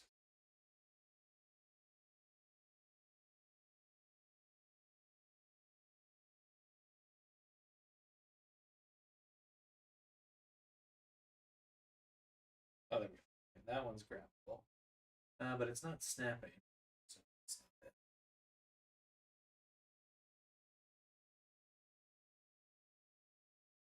Allow steel edit mode only.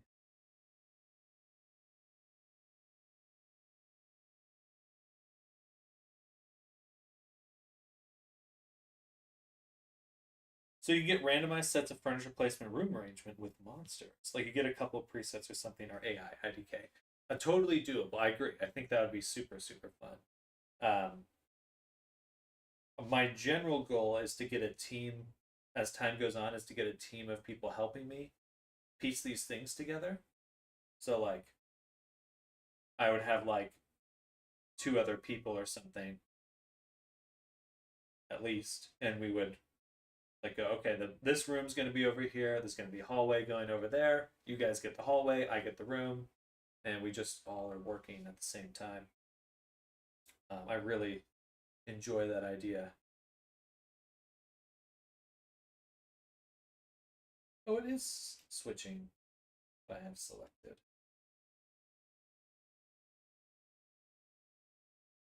Okay. Right. If I duplicate this one, there should be one there. And no, it's not. Undo.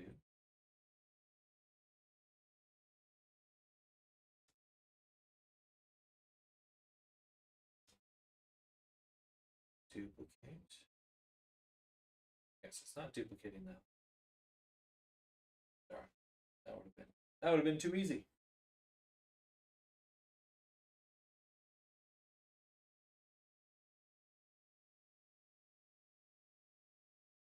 See, the only I definitely like that idea, Sky. I just feel like my goal is to make it as simple as playing D&D with your friends.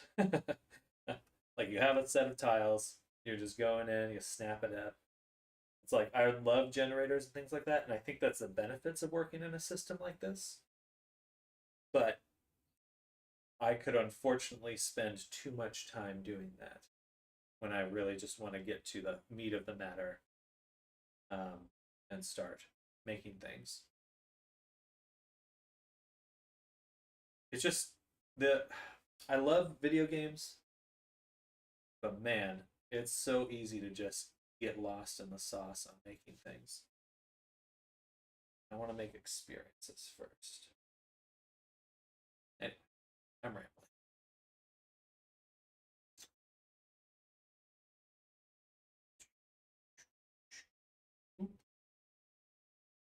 Certainly, I think that some improvements could be made in how fast I could copy and paste things.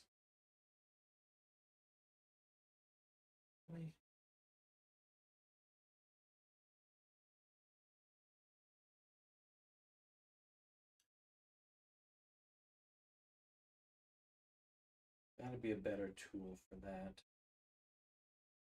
Let's try that mesh module. Hey, who was that?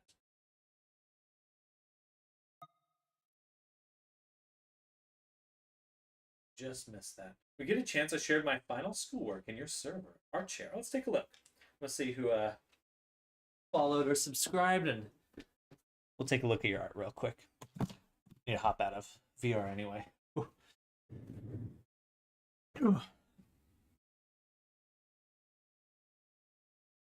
Right. And again, really cool that I can just go back to this view whenever I want. All right, Streamlabs.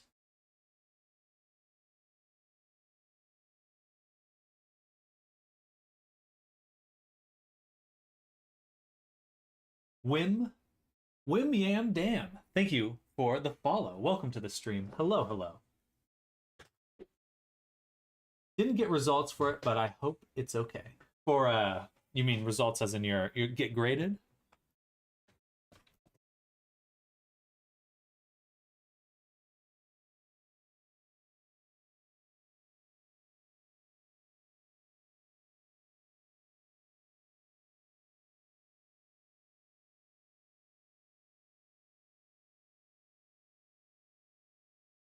Very cool. I mean, this looks great to me.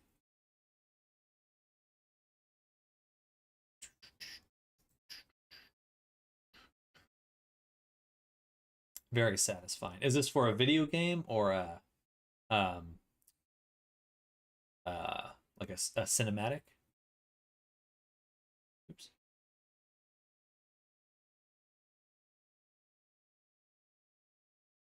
I think that it's clear that you're still learning things just looking at your work, but at the same time, you have built a very complex scene, and that's quite impressive. For Cyberpunk. Ooh, oh, for the game. Gotcha, gotcha. Like a mod. Sorry, I meant to say, will the 3D models just be used for rendering in images, or will they be used in a video game?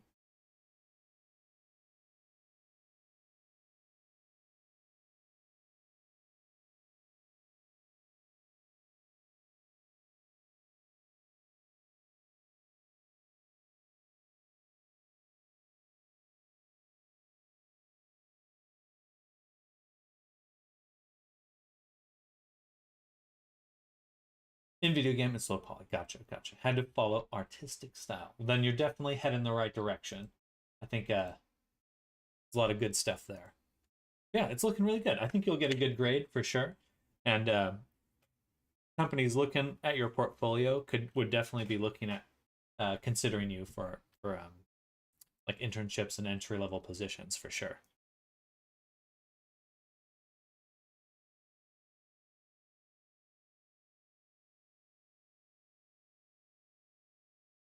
Fly over here. Gabo. Can't get any lower. Gabo. Oh, you can just go straight up with flying. You just have to jump. Makes so much sense. Okay, what was I gonna do? I was gonna do something. I was gonna look at that, and I was gonna look up. Really messed up in certain aspects, but that was the first big hard surface work I really did. I mean, put your mind at ease. There's no such thing as perfect work.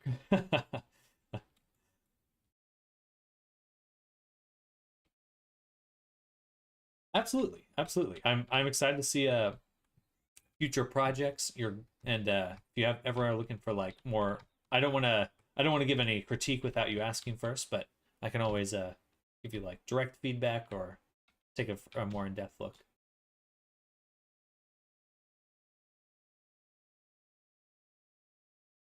Gabo. Gabo's up there.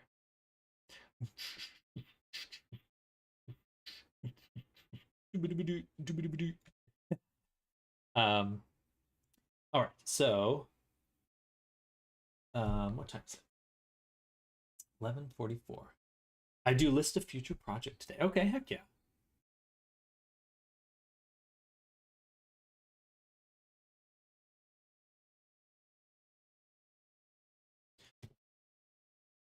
So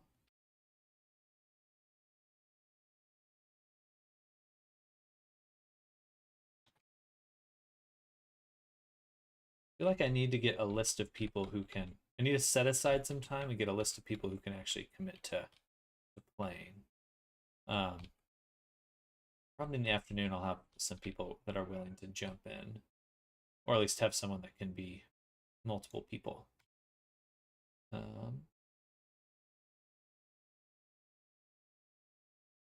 This is all looking quite good.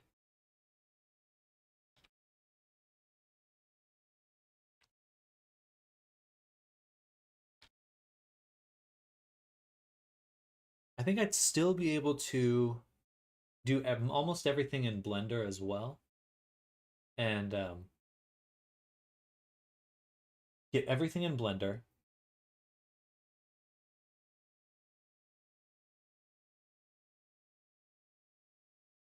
And then import it with the snappable pieces. The snappable pieces with the grid. Because as long as I have the grid, I can make edits afterwards. Or work on it in here. Just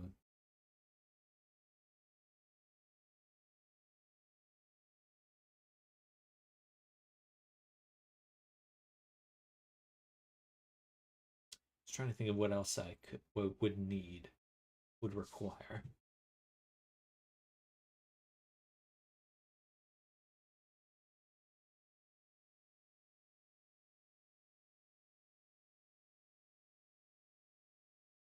I think I just need to dream up an encounter and do it.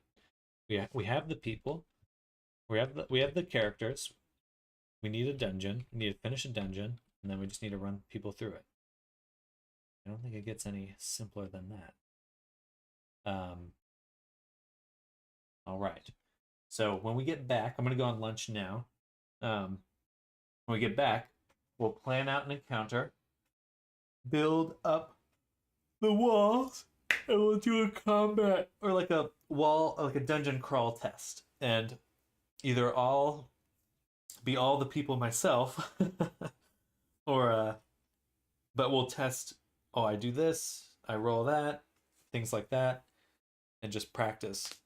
Do a dry run of the whole thing. But yeah, plan out a situation. I think we'll have it'll just be a goblin encampment, right? You approach a goblin encampment. There's goblins on the outside. You sneak past them, whatever you do, rolling for those things. And then getting inside. There's some objective inside. You're gonna save some villagers. Yeah, something like that. But I'll get more specific after lunch. We'll actually drop in the characters, drop in all the enemies and stuff, and hopefully bring some players in. Anyone that is interested in playing, definitely be here after lunch. Sounds fun. I was going to ask if you intend to do some kind of test one-shot or something. Might join this afternoon. Okay, heck yeah. Yeah, it'll be about an hour and a half till I'm back. But yes, Wendy, moving forward, I'm going to be trying to do as much, bring in as people as often as possible. So like every week, a few times every week, we'll be either doing some small minor combat stuff or trying to get an actual campaign up and running, getting people in that campaign. I'm super pumped because it's gonna get so exciting.